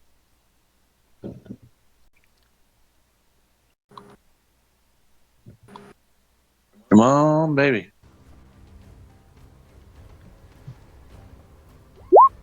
16. 16. Still a good number. Okay. Yeah. The creature will have disadvantage on any Constitution saving throws. So 29 damage, not too shabby. And that was only the first attack. Let me fix the thing real quick because I don't know why it's not rolling correctly. Oh, because maybe I rolled the wrong one. Hold on one second. Yeah, I did. Oh. I did. You've got it on here twice. Hold on. There we go. All right. Next attack. Yeah, Another crit. Holy crap. Nice. My God. That's Yeah, awesome. see, that worked out better, too. See, it should have been 28 on the crit, not 27. So that's another one. And then the crit shows is this, and you're going to roll me another d20. Holy crap. Maybe you don't want to roll a d20. Oh, see, that one doesn't have the fire in it for some reason. Why is it? Okay, dang it. All right, let me fix that.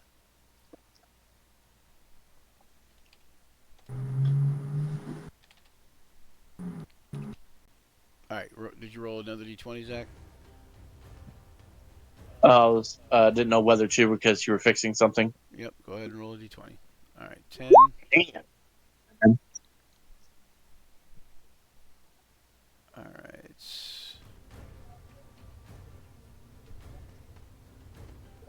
Let's see which one I like better in this case. Hmm.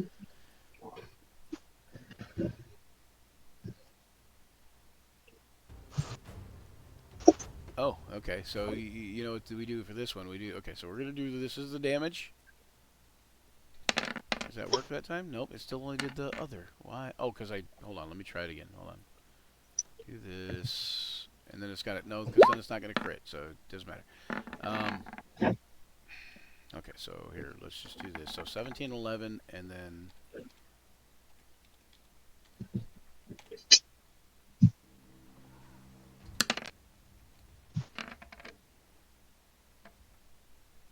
So 8, and then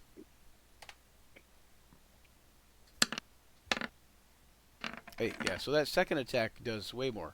The second attack is 28 plus 11 plus 8 plus 7. so, Oh wow. so hold on. I need my calculator for that. 15. What was the first number? 28 plus 11 28 plus 15. plus 15. 54 total. Yeah. Plus the one. Yeah. 55. Oh yeah, 55. No wait, what the one is added in there already. What are you talking about? Alright. Nice. Okay. And I don't know why it didn't roll. Let me see if this one rolls fire damage. No, it's not rolling fire damage still. Oh, it's because you have a third one in there, Zach. What the hell, man? And that was a double crit, but I don't know why that was you don't get a third attack, and it's still not rolling the right damn thing. Oh, it's because it's not checked. That's why. For some reason. I'm gonna. for some reason Do you it mind if I wasn't do a test roll from the app to see what happens? checked. What now? Do you mind if I do a test roll from the app to see what happens? Yeah, go ahead. It should work now. As long as you don't have. Yeah. And this is what your demonic great axes are multiplying literally, dude. I don't know what the hell is going on right now. Someone got them wet. The demonic. There's so many other. They ate after midnight. No, Somebody got 'em wet. no. The demonic great axe is the result of it eating after midnight. The getting him wet, it makes it multiply. So. Oh, right. And Triple. blood has water in it. It's getting wet. No, then Wait, why did it turn And he blue? critted there too, because he rolled a disadvantage. I think maybe. Oh no, because he rolled a 1 also. Yeah. Yeah, you did something weird with that. Hold on. That's through the app. All I did was. Rerolled it through the app. Yeah, that's weird. Yeah, that's. As. What was that? Here. Oh fuck. Yeah. Okay. Sorry, I'm trying to like. Yeah, you don't need to. I'm don't scared need of to show being me anything. I can't see it. Like, I'm not gonna be able to do anything anyways. All right. So okay. So all I'm saying is we should do the game. a million demonic great axe rolls later. Okay. Okay. And after that, stunning display of massive damage,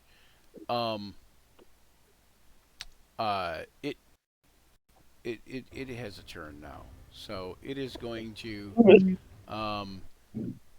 attack Luther, of course, because Luther is the one that. Oh, you didn't also add your rage, so it'd be 2 more damage actually for both of those rolls. -4.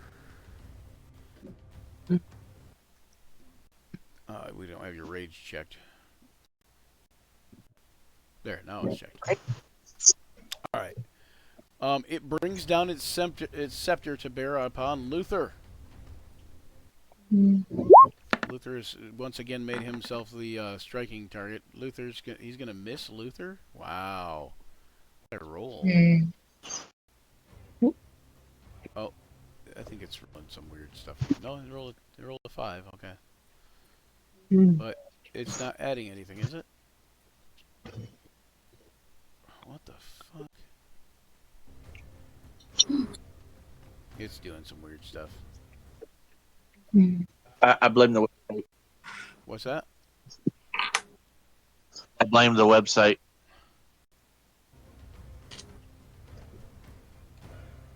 Yeah.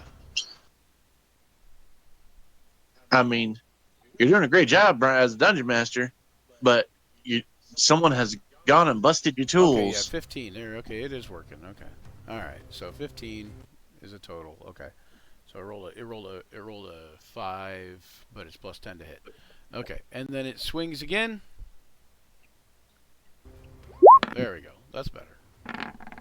Well, it's not better for Luther, but for 18 bludgeoning damage, which Luther will absorb half of, so 9 damage to Luther.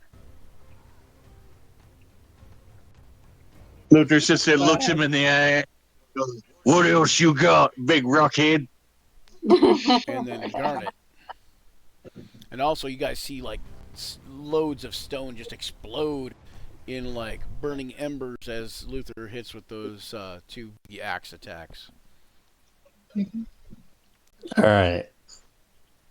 Am I flanking with Gavor? Yes. All right. At this point, At this point, everybody but Tharja's pretty much flanking with somebody. I will attack with my scimitar then. Okay. And I forgot to check the advantage thing, so I'll roll a second one just in case I crit. I did not, but I hope 23 should hit. 23 will hit. For 10. Nice. My second attack, I'll make sure I check the advantage box. It's odd that I rolled 2 crits with the Luther when, normally I can't roll a crit to save my life. Hopefully you roll like that for tomorrow. For the monsters or myself. But what you got to remember is when you're not rolling crits, saves our lives. So yeah, I suppose. Okay, Sebastian over here. That's what I was telling the people at the AAW thing at the Gen Con. Gen Con. Yeah, I was like, hey, you guys probably like me as a GM for the same reason a lot of people like me as a GM, is I roll terrible. They're like, we do appreciate that. You're also more honest than most people. Does a 13 hit? No. Okay, no force empowered brand. That was my turn. Right, 20 damage is still respectable. Tharja, you have a dagger. Wait, what's it? It spells. It's a magic dagger. Oh, yeah. Another. Do I have my spells? Yeah. You're a sorcerer. You're a spellcaster. You're a sorcerer. You don't need a spell book. It depends on what the spell you have that you're going to cast. Magic missile. Magic missile. That's verbal. It doesn't require material components. What's that? It's verbal. Is it verbal only? I think so.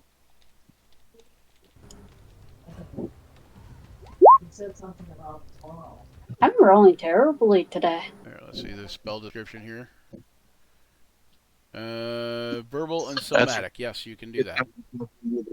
Mm-hmm. So each creature. Okay, so that's going to be 1 dart. So that's 2. 4 is 6, and 5 is 11. One more? 1 second. Only if you upcast it. Okay. Do you want to upcast No. it? Okay, so. Yes. Yeah, you do, or you no? Yeah. Okay. So. 5. 2. 13 total. 13 total. Right to the face. Yes. So you see this magic missile streak out and hit him in the face and kind of rock him back a little bit, and then it's Gavor's turn. Yay. It's time for us to stop playing, silly statue. Me? No. Silly statue. If you're Oh. One. they gave me a weird rhyme in my head. Statue, is that you? Yeah. Because she said me, and I said, no, statue. Is that you? Statue, is that you? What you doing, Gavor? Snap. I'm doing shatter. Shatter, okay. 2 feet above its head. So it gives 10-foot radius. Guess what? It's all above our heads. And hits him Higher totally. level cast for 28 damage and 10-foot radius sphere. Constitution saving throw. Yep. Creature takes 3d8 thunder damage on a failed oh. save, or half as much on a successful one. A creature made of inorganic material such as stone, crystal, or metal has disadvantage on the save. Well, make another one, but just in case. There's not a point. It rolled a 1. Yeah. Make another one just in case. But, yeah, I can't roll it any lower than a He's 1. already what Luther did to him. What? Yeah. I'm gonna come a quarter to A non-magical Okay. object is okay. So anyway, so 28 damage. tomorrow night, but he said it might be 2 days. Well, but I'll let her know that he doesn't want it. Sudden loud He won't. boom. Anyway, I'm assuming you're gonna cast it up high, Yeah, I said 2 feet above its 2 head. feet above its head. Okay. Because you said it's 8. You said it's 18 feet high. Yep. 2 feet above its head. 10-foot radius. We're all good. That'll miss all of you guys. Yep. Okay. all right. I'll call you. And that's it for Gavor. Yep. All right, Anatoly. Okay. Back around to you. I'm going to. I know what I'm going to do. I just want to check real quick. Yep, this is a creature you can see within reach. Okay. I'm going to reach out and place my hands on the backs of his legs because I'm standing because he's got his attention focused on it was Luther that hit him really hard, right? Yeah. Yep. Well, actually, Yeah, so- Luther, Gavor, and Maudlin all hit him pretty hard. But yes, Luther's the one that credited Okay. on him twice. Yes.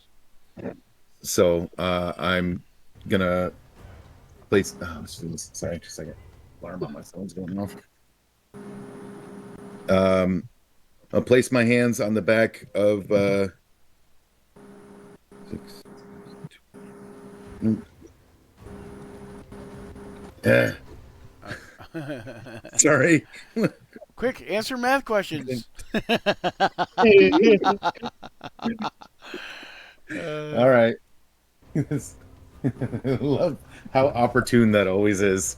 I place my hands on the backs of his legs, and I am going to use my once per day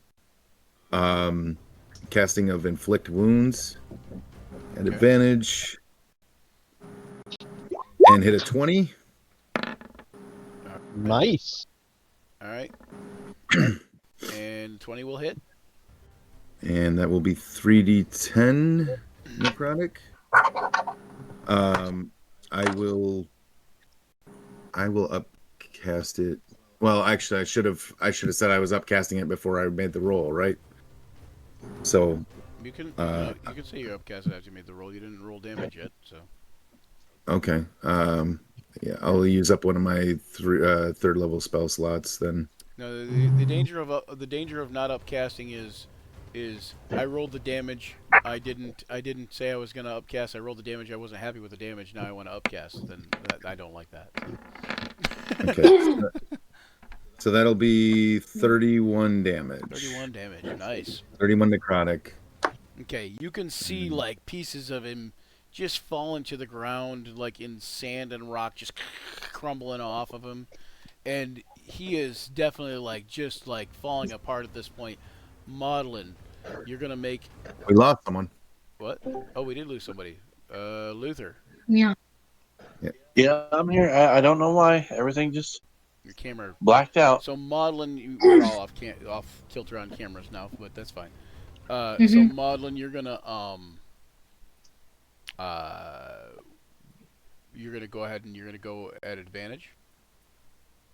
Okay. Can I use sneak attack and psychic blades on the same on the same action, or is that too I many believe things so. at the same time? Sneak attack is passive, so if you have flanking and you do something that catches your opponent off guard, Yeah. you get the sneak Yeah. attack. So where's Psychic Blades is bonus action, right? Yes. Yeah. So you use Psychic Blades to manifest them, correct? Mm-hmm. Okay. Yeah. And then then and your sneak attack does count on pretty much any attack you make, any melee attack. So yeah. Gotcha. Okay. I'd like to attack with my rapier. Yep. Oh, Does a 28 hit? And it's a crit. Yeah, 28. A 28 would hit either way, but a crit will definitely hit. Nice. Awesome. And you're gonna make a D20 roll for your first crit roll. Awesome. And it'll be That's an 18. piercing, I believe, is what the Yeah, dagger does. piercing. 18. Cruel. Roll your damage dice twice and add them together to roll on the mind. Okay, so you're gonna hit. You're gonna basically click on your damage. You're gonna click on rapier twice. Mm-hmm. Okay, cool. And then you're gonna roll on the minor injury chart. You're gonna roll me another D20. I don't think you're gonna need to roll on that injury chart. Just saying. Huh. There you go. Yeah. So 29, Oh, nice. 39, 40, 51, 53. 53. No, 51. Yeah, that's right. 51. Well, okay. You kind of scramble up its ankle, and you wedge your dagger like hardcore into the back of where its knee would be, and its leg just breaks in half, and it starts to crumble down on you, and you just like nimbly roll aside as this thing just collapses into a big pile of rubble. Awesome. And it is down. Good Way hit. to finish it off. Yay! And Thank you so much. and you are going to get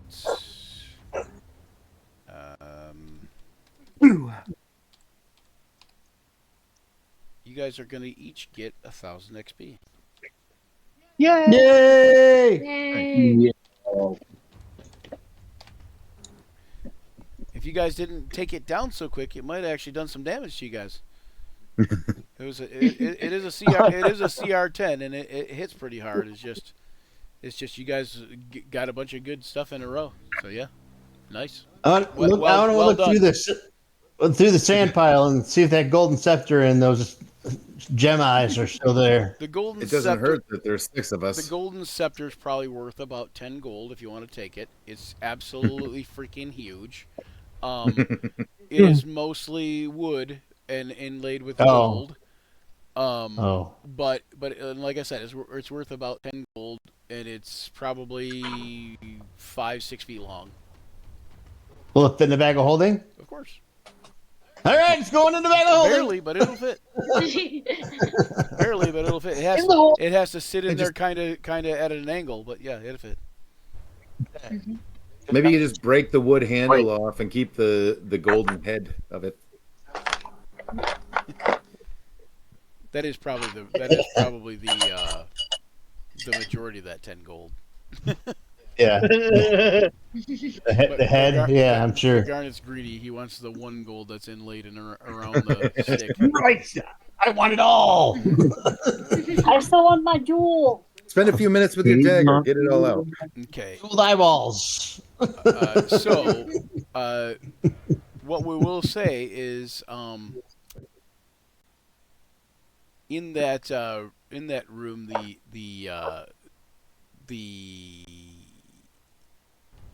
mummy doesn't, or the Anubis statue doesn't have anything like laying around them. The Check the pockets. gold scepter is basically all that there is. The Anubis statue, what you didn't know is the Anubis statue actually can summon undead, but he didn't get a chance to. I I'm gonna summon on this hit. I summoned the. Okay, anyway, so. All right. But, okay. He summons his own death. So we're going to wrap up there.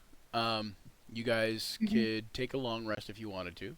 But you guys don't need to necessarily, because I don't think anybody really got hit too hard. Except if you're missing spells or anything, it might be a good idea. But we're going to wrap up there, and I'm going to say thanks for joining us here on Action Surge, where imagination collides with a roll of dice. We battled fearsome foes and forged unforgettable memories together. As this session draws to a close, remember the journey never truly ends. Keep rolling those dice and weaving those tales. Farewell, adventurers, and don't forget to check out Action Surge 5e on all our platforms, including Twitter, Facebook, Instagram, Blue Sky, whatever all those social media things are. YouTube. I already said the YouTube, right? And don't forget to like and subscribe and follow and share. Please share. And until next time, may all your actions surge. Surge! And we go on to the credits. Let's see if there's anybody right. Gather round, adventurous bold in the realm where tales unfold. The podcast I gotta make him. divine, where imagination takes flight. Let's combine. Roll the dice, let the story begin. Monsters and magic, the battles within. From dragons to dungeons, a thrilling ride. Action Surge podcast where legends collide. Action Surge, it's time to embark on a podcast journey where dungeons spark. Venture forth with the warriors true in the world of D&D. We welcome you.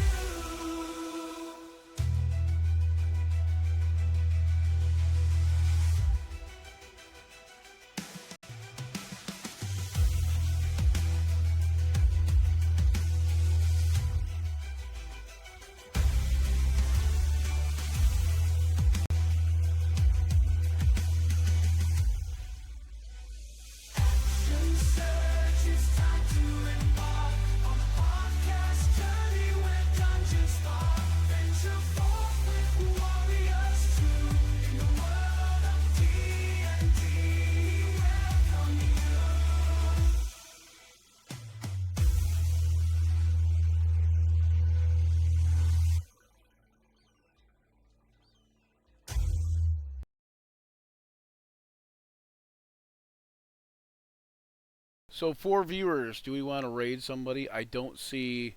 Let's see. I see. Table Story. Troll Lord Games is on. Let's see if we can raid Troll Lord Games.